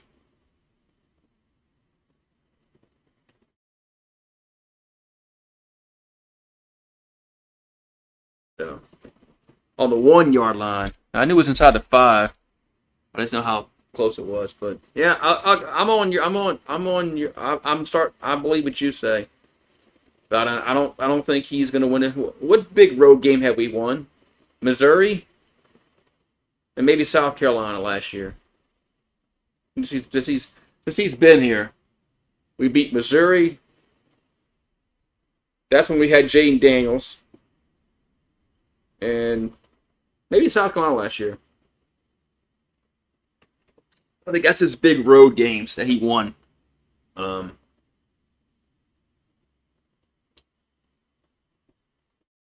so now we lost it, but A&M we lost A&M twice.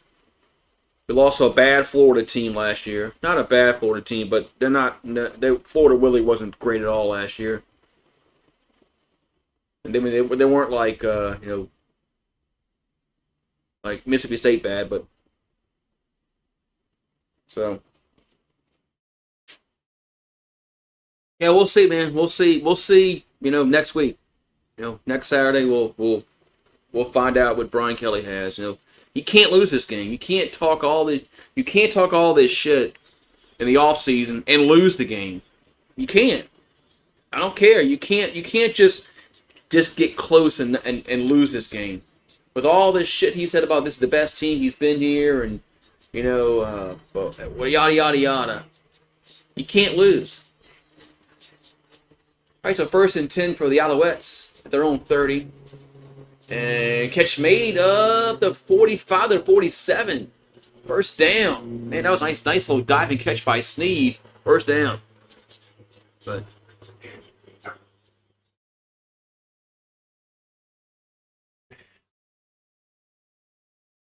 first down. Oh yeah, he's if he loses after saying Death Valley Jr., he's not going to be. People aren't going to let that go. He's going to be mocked for the whole year. All right, so first and 10 at the 48.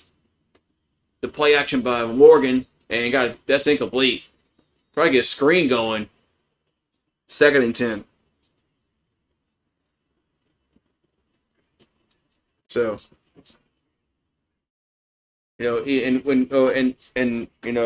Matt Moscona coming out, after Saban left and saying Alabama's burning, and then LSU gets beat 42-6 at home. I don't count that last touchdown, by the way. It didn't count. It didn't matter. Alabama wasn't burning last year. Not against us. Morgan throws, and he made the catch. Did he get feet in? And they're gonna say no, incomplete. Third down.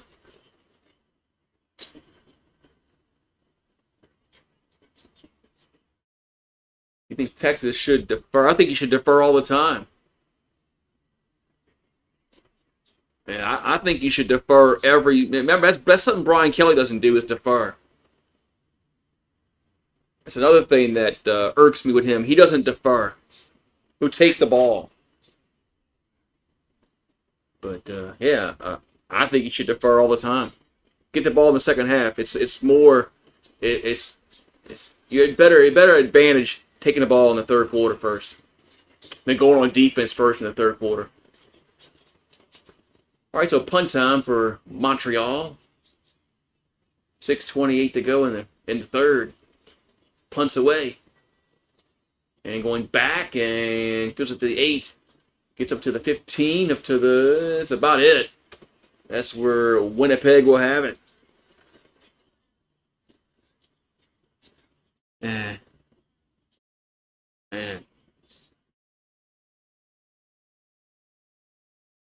Yeah, is there a contract? Nobody knows. I don't think anybody really has an answer to that. Because supposedly this $12 million is not for 1 year. It's for I guess however long he stays at Michigan. But what if he leaves after 1 year? Nobody really knows about. I guess nobody really knows the ins and outs because there's no collective bargaining agreement with these players, so you don't know what kind of contract that they sign, what money's guaranteed. So, that's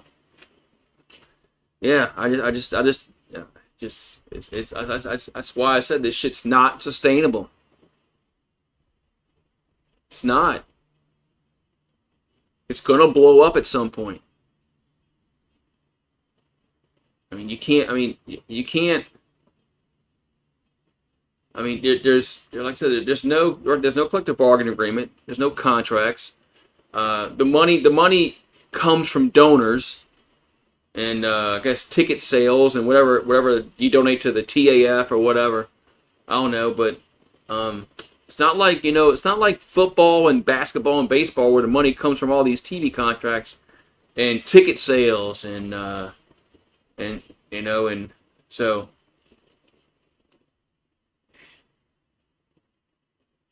something's got to change in college sports.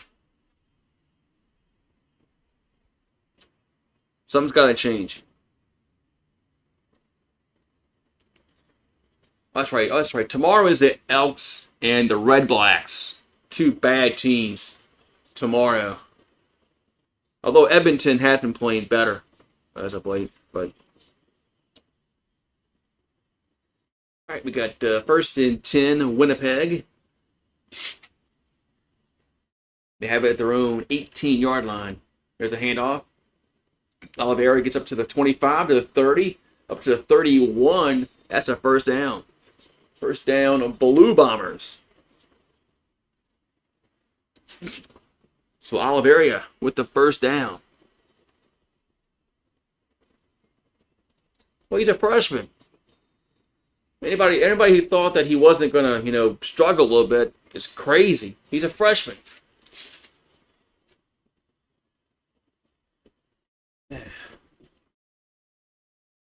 But ball's at the 30-yard line, 1st and 10, Winnipeg, as they're going right to left. 5:20 here to go in the third. There's a handoff. Oliveira gets up to the 35-yard line. It will be a 2nd down. Who's going to be LSU's permanent 3 rivals? Well, it's a guessing game. There's a flag down. One's got to be Ole Miss. Honestly, one has to be Ole Miss. But then you get to a point where the other schools, who are their 3, it's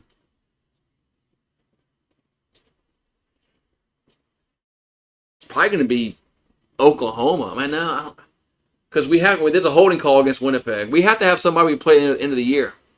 We got to have that, end of the year team. Might be Oklahoma. I'm not sure. I don't know. But I think it's going to be Ole Miss.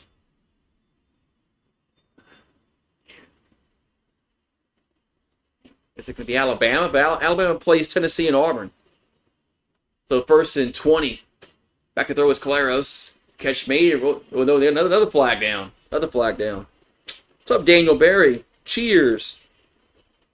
But no, Bama plays Auburn. Bama has to play Auburn and Tennessee every year, you would think. Texas has to play Oklahoma and A&M. So, I think Ole Miss is going to be one of our. I think Ole Miss is going to be one of our rivals that we play. Other ones are just a guessing game. I don't think Florida. Florida's not going to be it. Florida's going to be every other year scheduling for LSU. We had offsides that time against Montreal. So now it's 1st and 15, 4:58 to go in the third quarter. But it might be Ole Miss, Oklahoma, and Arkansas? I don't know, man. 1st and 15 at the 25. It's Caleros gonna try dump to Oliveira with the catch up to the 29-yard line. Very short gain. It will be 2nd down. Yeah, but Florida's gonna play Georgia, and they're gonna play Georgia. Who else is their big rival in the SEC? I would like to keep Florida, honestly. Yeah, maybe it'll be Oklahoma, Florida, and Ole Miss. I don't know. 2nd and 12, but Florida's got to play Georgia every year. And do they play Tennessee? 2nd and 12. Caleros back to throw. Dumps out to Oliveira. Gets up to the 35, to the 36. But it's not enough. It's going to be 3rd down. Yeah, Texas A&M is could be. I could see that, but it's going to be interesting to see what they work out with these teams. But all right, so it's punt time again. Another punt.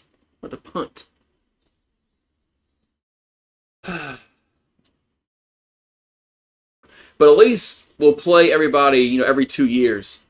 Even if we don't play, even if Alabama's not our permanent opponent, but we'll play them every 2 years. So punts away. If they do what you think you're going to do. And here's a return to the 35 to the 40. There's a flag down. Always a flag down. Always a flag down. Oh, thank you for subscribing, Joe.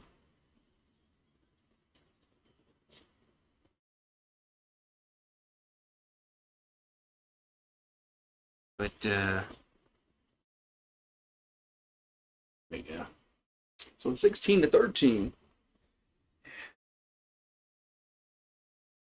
Yeah, if they do three permanent, I mean, yeah, three permanent opponents, and then six rotating, you'll play everybody every 2 years. So, um, the team that you don't play every year.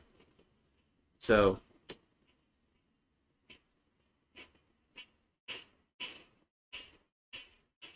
that means every other year we would play Alabama or Auburn or Florida. So it'd be nice if they actually did that. I know that. I hope they do that. So,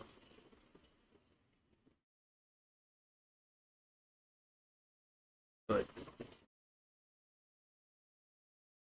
be nice if they just did like one permanent opponent and then you rotate everybody else. But I don't think they'll go that route. I don't think they'll go around have one permanent and then you just rotate everybody else. But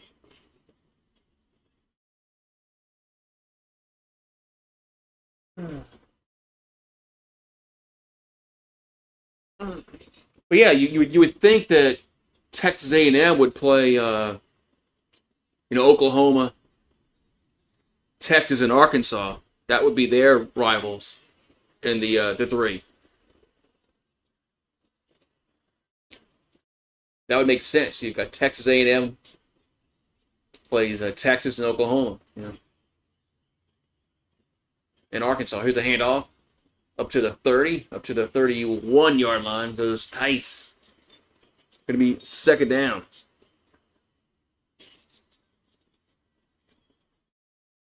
Second down. But yeah, we'll see now. I'm not going to hold my breath. The SEC has done some stupid shit in its past with their scheduling. So, whatever makes sense, they probably won't do. 2nd and 7 from their own 31 from Montreal.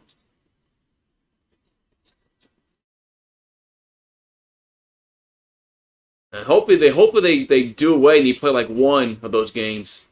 2nd and 7. Back to throw.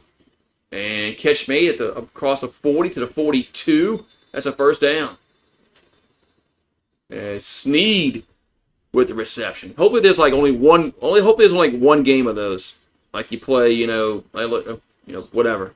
LSU plays Louisiana Tech or Louisiana Lafayette. Somebody that's not FCS.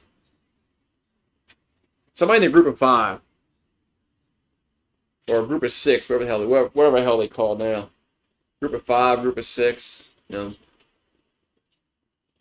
Actually, 1st and 10 to 42. Play action. Going to go deep and over across midfield and incomplete. And Speaker couldn't hold on to it. 2nd and 10. So if there's 12 games and there's 9, there's 3 left, and you play like a Big Ten team, that leaves 2 cupcakes. Yeah, that leaves 2 cupcake games, not 1. Because if you play a power, another power team outside of your conference, there's 10 games, and then you got maybe 2 cupcakes. Yeah. 2nd and 10. Back to throw is Morgan. And not right side into nobody. Incomplete. 3rd down. Yeah, so 3rd down.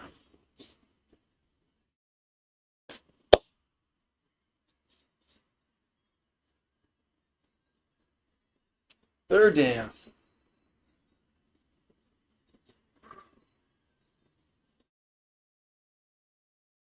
Yeah, I mean, no. Sometimes it's nice to have a weekend where you're not stressing about a game. If you can win or not. But after the first quarter, you tuned out and you wish you played somebody else. Punts away, but And he fields at the 25 up to the 28-yard line. That's it. That's where Winnipeg will have it. I'm glad I didn't bet this game, Paxton. No, the point spread. Because right now it looks like this game they might not cover.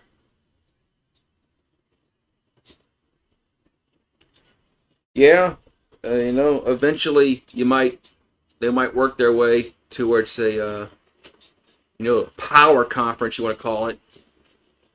But they're gonna have to determine who's in those power conferences. I don't know how they're gonna determine that.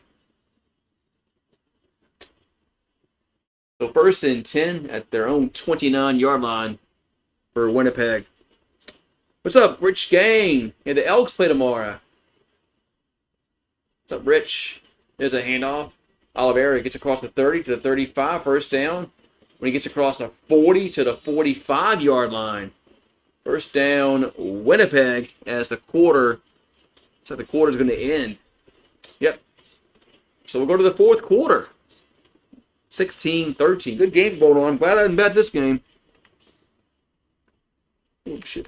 I'm glad the quarter ended because I hit the Prime button and turned on Amazon Prime. But yeah, the Elks have been playing better as of late.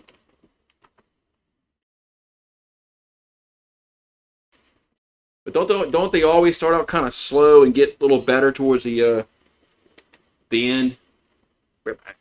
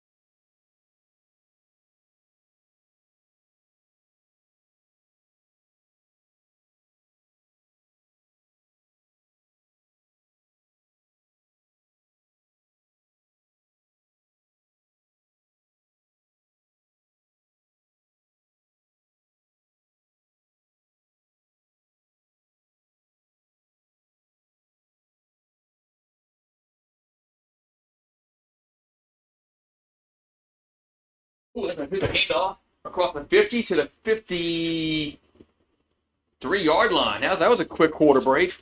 Damn. All I did was go to the bathroom and come right back out. Man. Damn.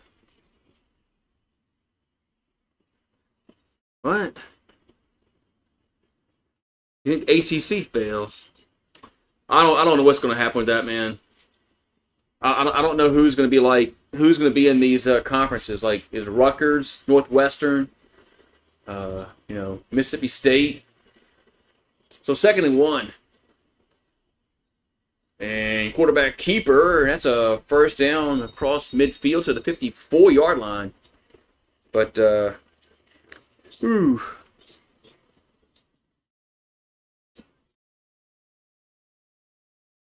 yeah, I thought about betting today because Montreal was down to the four-string quarterback, and I thought Winnipeg was really a lot. I thought they could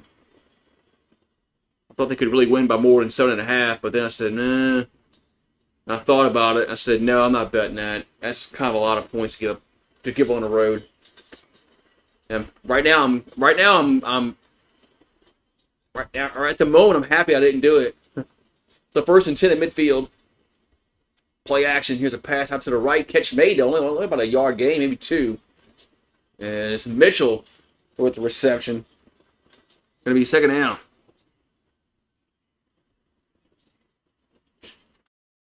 Yeah. But next week is they have it's Labor Day, and I think they play on Sunday and Monday. The CFL.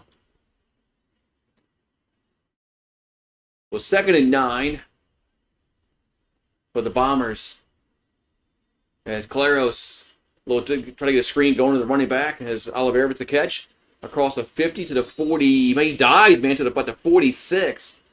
It'll be 3rd and 1. Nice dive there by the running back. Be 3rd and about 1. 3rd and 1. Hey!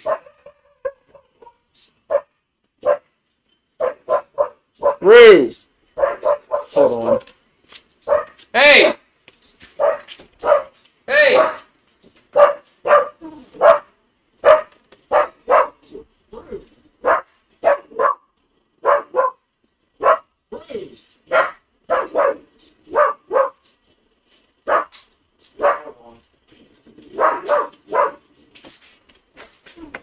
Let me get him inside. What are you barking at?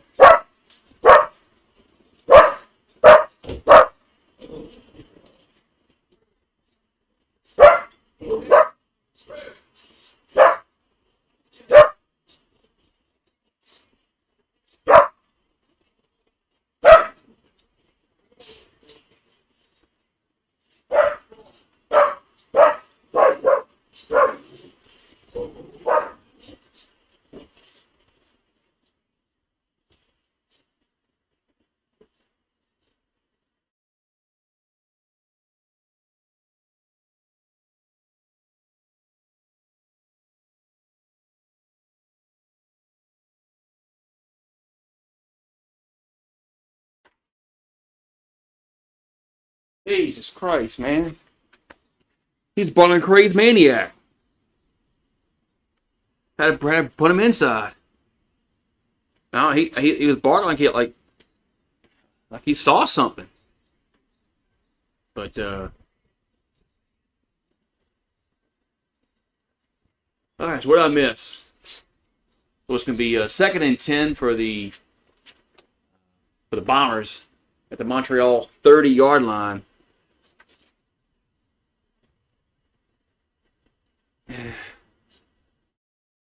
So 2nd and 10. As Caleros back to throw. And catch me. It's a 1st down across the 20 to the 15. Down to the 10-yard line. 1st down Bombers as Mitchell with the reception.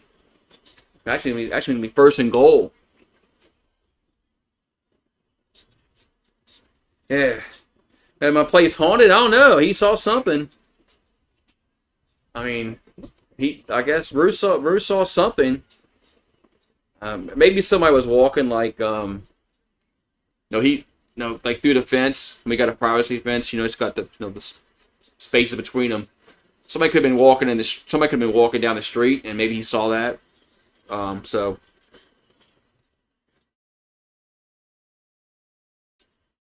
it's 1st and goal at the 9-yard line.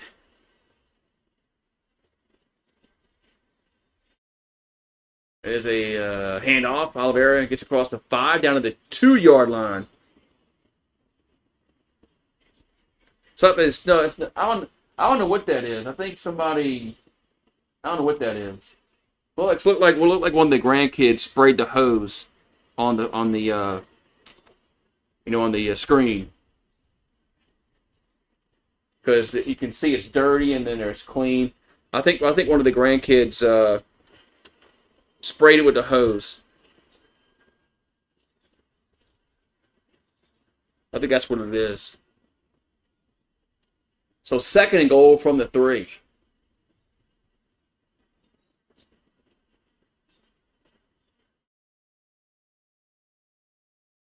Second and goal from the 3. And they're going to hand it off to Oliveira, and he will score. Touchdown. Bombers. It's now 22-13. So 22-13. See, now they're covering the spread.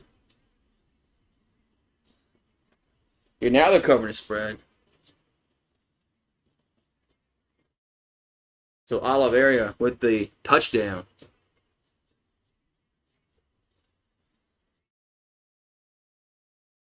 Yeah, so.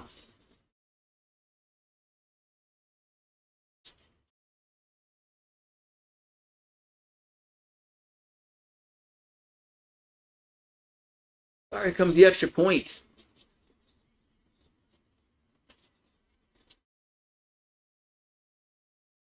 And it's up. And it is good. It's now 23-13.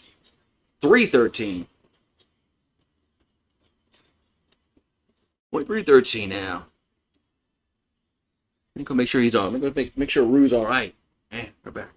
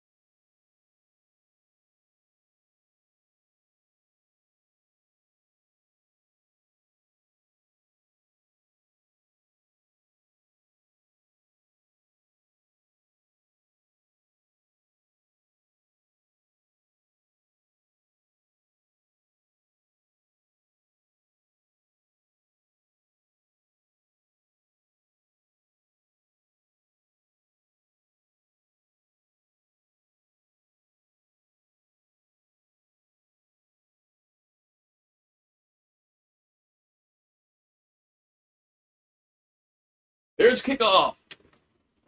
Turns from the 15 to the 20 to the 25, up to the 27-yard line. That's where Montreal will have it. Yeah, I'm going to have to get the hose and spray all that. I found out what Rue was barking at. Marie had, I guess she climbed the fence and got out the fence. And he was barking at that, I guess.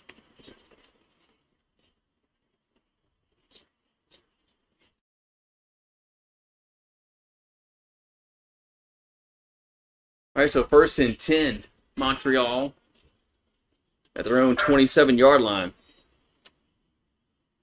The Alouettes, 8:20 to go in the 4th quarter. Morgan, here's a catch made across the 30. And now you got to go forward. And Snead gets it up at the 33-yard line. Man, I go forward. He went back. Then forward again. So it could be a second down here for Montreal.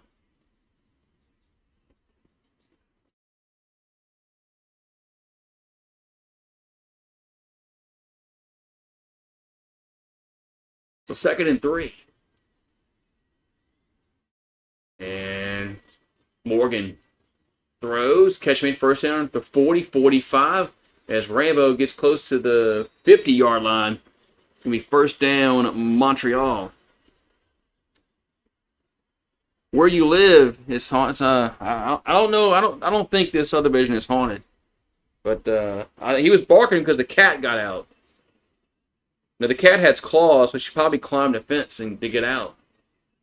I don't know why she'd do that, but here's a pass out to the left. Incomplete. It's going to be at the second down. The ball's at the 49-yard line. 2nd and 10. Yeah, I don't think this neighborhood's haunted.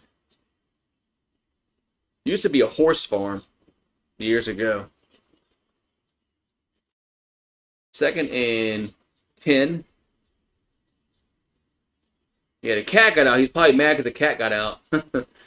Here's a catch made around midfield, but tackled. It's going to be 3rd down.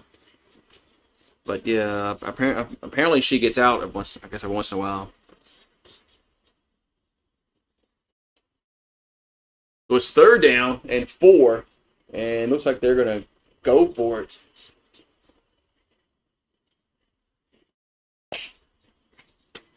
I was wondering, because he really doesn't bark like that.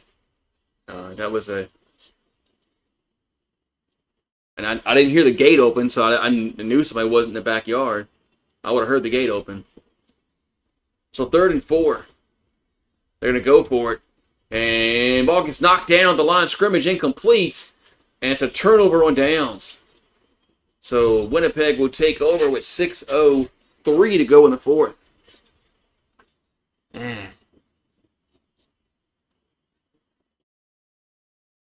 Man. I went and bought me a Bluetooth mouse.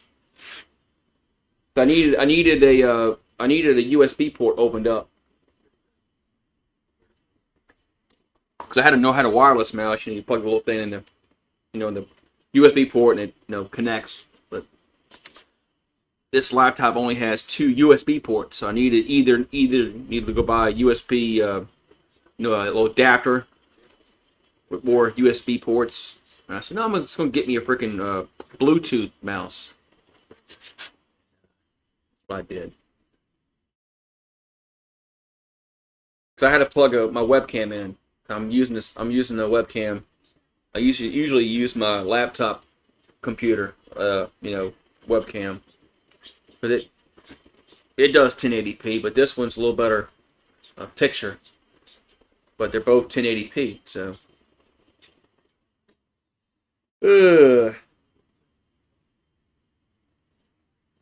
who's the quarterback from Montreal tonight? Oh, it's Morgan.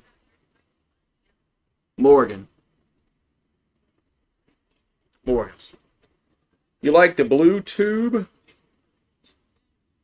The YouTubes? Sometimes.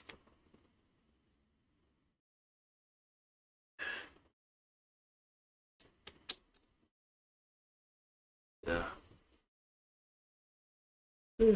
Into the yeah, they're down like they're their 4-string quarterback, I think. So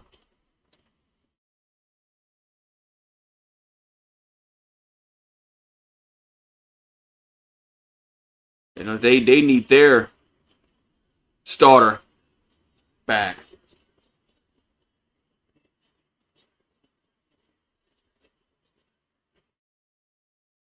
They need their starter back.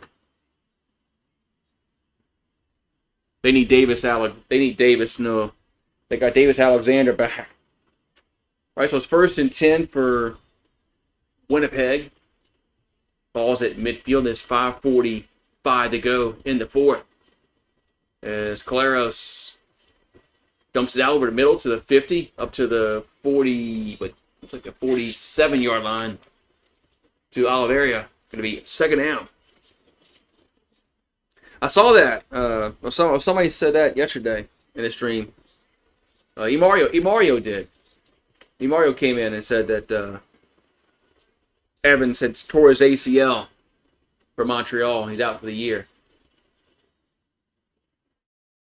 So 2nd and 2 for the Blue Bombers. They're going to bring in Streveler. But he's there. They're in the shotgun, not under center. And play clock's at 1, and it just ran out. That was a now there's a flag down. That was messed up. That was messed up. That's gonna be a time count. Man. Did they get the timeout before the play clock, expired? Looks like they're nothing said yet. They might have gotten the timeout call. There was too much movement, man. Too much movement, and they waited till the last second to call a timeout. Nope, they're gonna say time count violation. Now it's 2nd and 7. They really screwed the pooch on that one.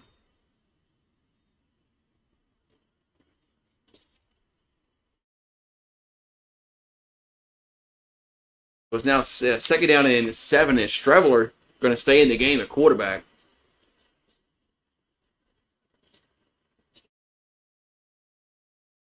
The ball's back at the Montreal 52. Back to throw. And catch made, and can get the first down, and he's going to be a yard short. As Clercy is going to be a yard short. 3rd and 1.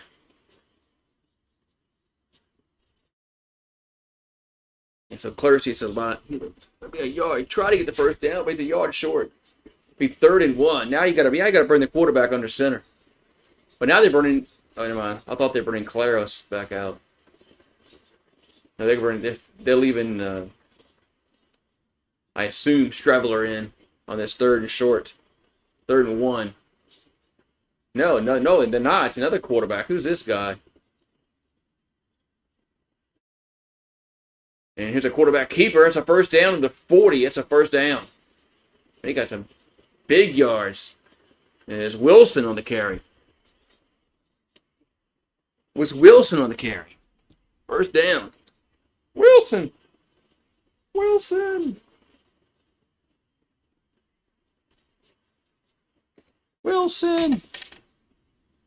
All right, so it's 1st and 10. Winnipeg at the Montreal 41-yard line. We got 3:35 to go. Getting close to the 3-minute warning. Here comes the pitch. I'm sorry, here comes the pitch. I was looking down at the baseball game. Here comes the pitch. All right, so 1st and 10 is a handoff up to the 35, up to the 34-yard line. I was getting ahead of myself. Forgot what I was calling. Watching the Yankees and the Red Sox. And Stanton at the plate.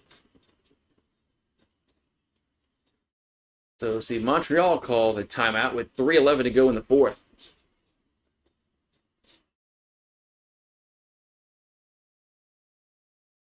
So the Alouettes call a timeout. Actually, we put a little more time on the clock with 3:15. It's 2nd and 4 for Winnipeg. So Oliveira has 21 touches and 181 yards and a touchdown. Yeah, so he's got to be the a nominee for the player of the game. So Paxton.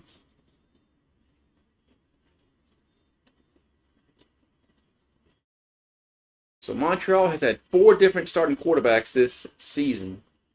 Most since 2018. Here's a handoff. And Oliveira going to try to get the first down, but he's going to be about a yard and a half short. Going to be 3rd down. And looks like that's going to take us to the 3-minute warning. A little outside of Fenway Park to New England's all my favorites, says Joe. Who is the points leaders? What are you talking about, the points leaders? Like, you talking about this stupid little YouTube top fans thing? It says Streamlabs. What it says. That stupid little YouTube thing. I mean, this little whatever they're doing now is dumb. All right, 3-minute warning. We'll be right back. Got my leaf yet. Remember how much got out.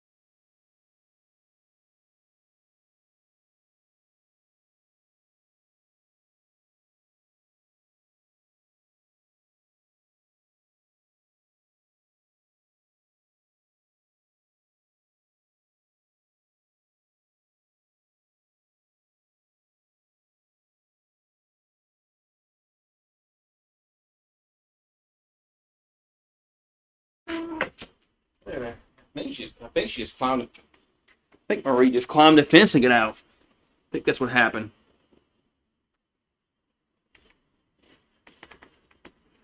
All right, so field goal time here for Winnipeg.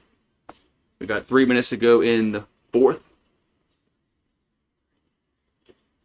This is Castillo's made from 13, 20, and 35.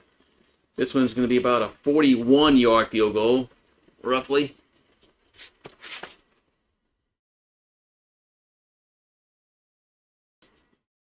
So, yeah, 41 yards for Castillo. And here comes the snap. Kick is up, and it is good.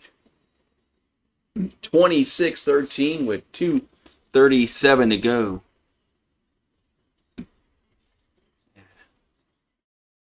All right. What about the Yankees? I really don't care. I really don't. Not really a Yankee fan. My mom was a big Yankee fan growing up because she grew up at the time where, Mickey Mantle, played.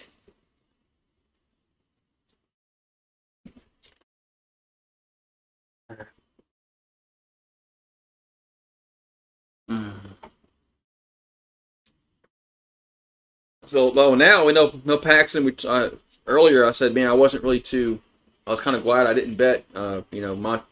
Winnipeg minus 7.5. Now I'm kind of, we'll see. Now I'm kind of wishing I did, but Montreal might come down and get a touchdown, but it's probably gonna be highly unlikely that happens. Well, thank you, Joe A67. You're welcome back anytime. Anytime that I'm live again, you're welcome. You're welcome back. Yeah, I mean, I thought about it, but then I said it's a lot of points on the road. And then this game, which it was just 16-13 not too long ago, and I'm like, okay, well maybe I'm glad I didn't bet it. Now it's 26-13, but if Montreal comes out and gets a touchdown, it's 26-20. So we'll see though. Damn, you got Mickey Mantle at a card show and still have 2 signed balls from him. Wow, yeah, that's rare because it's because he can't sign baseballs anymore. So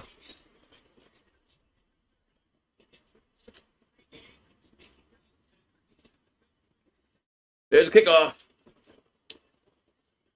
Turn to the 10, to the 15, to the 20, up to the 25, gets to the 30-yard line. That's why he's probably baseball cards. His signed baseball is probably worth a lot because you can't sign them anymore. So they go up in value when players pass away. So, well, we thank you for the kind words. You're welcome back anytime. All right, so can Morgan lead the Alouettes down and make this a game?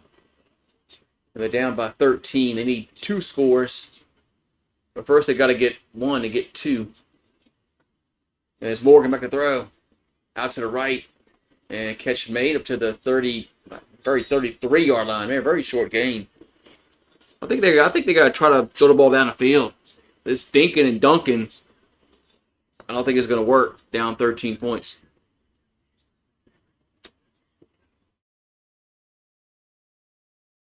It's dinking and dunking. So Sneed on that last reception for the Alouettes. 2nd and 6. Morgan throw to Tice for the catch. Another short gain up to the 38-yard line. Going to be 3rd down. It's going to be 3rd and about 2. But of course they're going to have to go for it. They're down by 2 scores. Got to go for it. So actually 3rd and 1. And they're in shotgun. There's a handoff, and Tice will get the 1st down. Will look like he was going to get tackled behind the line of scrimmage, but he spins and gets the 1st down. And it's 1st and 10 with 2 minutes to go.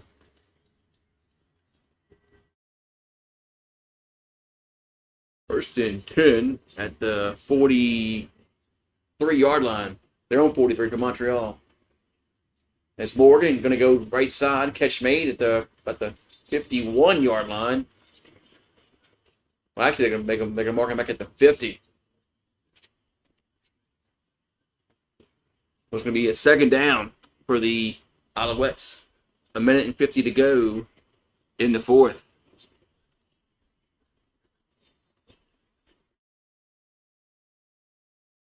Well, 2nd and 3. Ball's at the Montreal 50. 1 minute and 50 left. So Morgan calling for the snap. Back to throw. And catch made across the 50 to the 48 at Sneed. That's a 1st down. So move the ball up to the 48 of Winnipeg. 1st down, Montreal.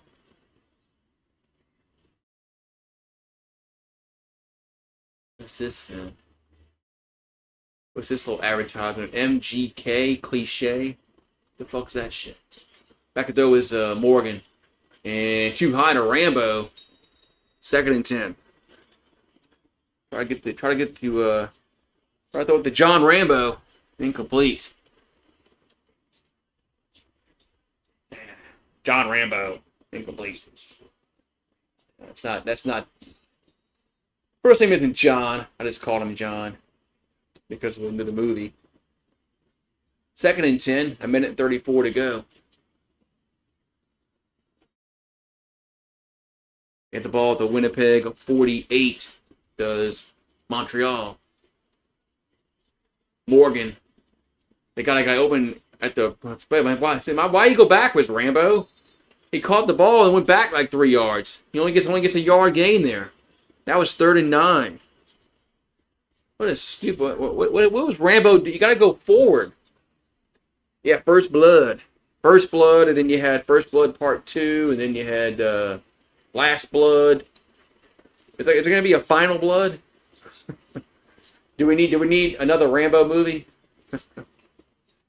We need a final blood. 3rd and 8 from the 46. So gotta convert here.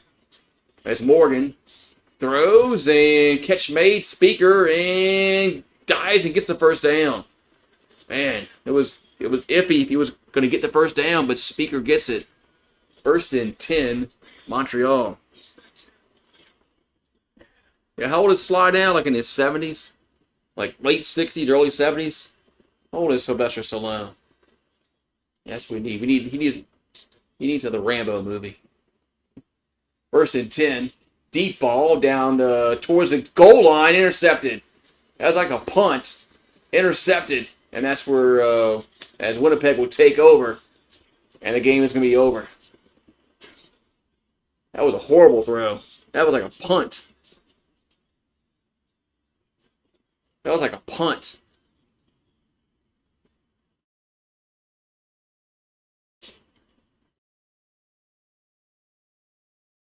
Yeah.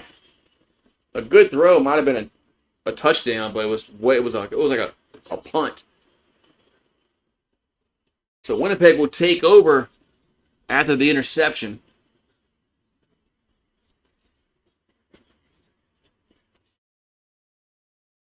It's 26-13 with a minute 8 to go. Winnipeg will have it at their 30-yard line. Winnipeg will go to 6-4. Montreal will fall to 5-6 on the season. All right, so 1st and 10. There's a handoff up to the 35, up to the 40. That's a first down. As Oliveira gets a first down to move the chain. So tomorrow night we got the Elks and the Red Blacks. And then Saturday, there are 2 games. They got the Lions and the Argonauts. And then the Rough Riders and the Stampeders are Saturday night.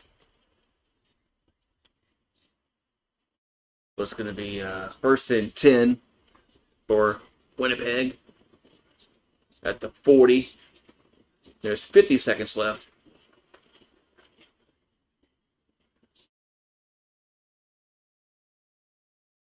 And they're going to, of course, run it again.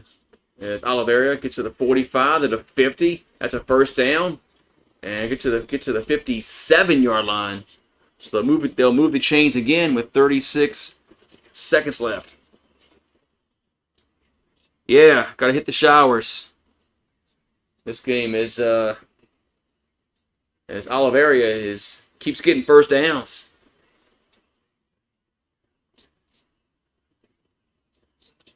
We got 36 ticks on the clock. 1st and 10. He has 24 touches and 206 yards and a touchdown, does Oliveira. So he is the player of the game. In my opinion, he's a player of the game. Should be. He's got over 200 yards of total offense and a touchdown. He's got to be player of the game. I mean, who else is better than that?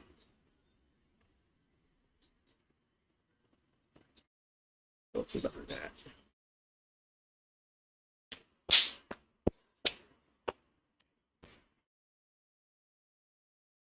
All right, so it's me. What's the holdup? What's the holdup in the game?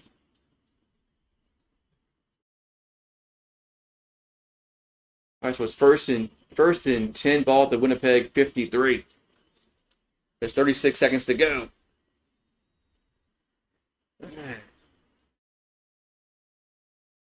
And they're going to run it again. And it gets across midfield to the 53 of Montreal. 32 seconds left. Of course, the clock will stop until they position the ball. It'll be 2nd down for Winnipeg.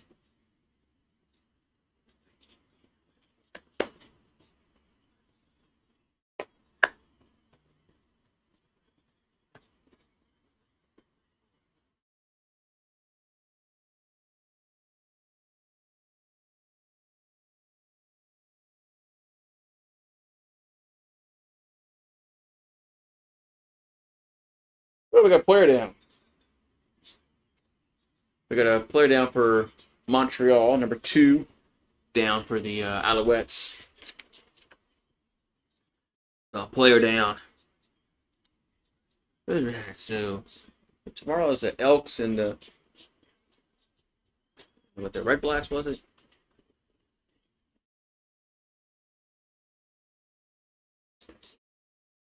Montreal coach looks a little upset on the sideline. Well, Hamilton still leads the East at 6-4. As Montreal going to be a game back at 5 and no, they'll be a game and a half back at 5-6. All right, so we have a 2nd and 6. There's a kneel down. We'll go to 3rd down, and the clock will run out, and then we'll have to kneel it again. So Winnipeg is now 6-4. They're half game behind Calgary at 6-3. Saskatchewan is 8-1 in the West.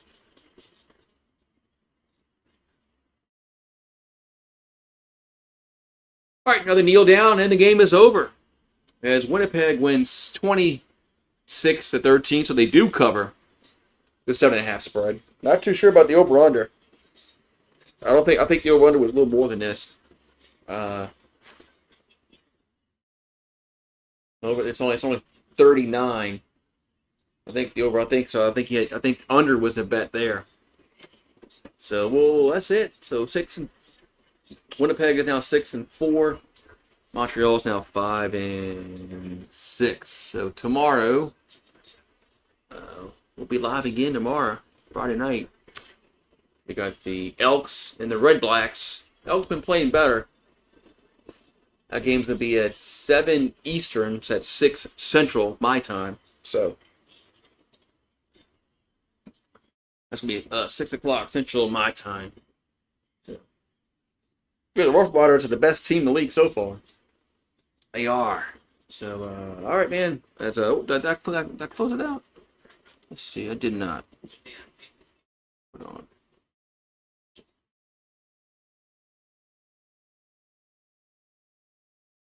There we go.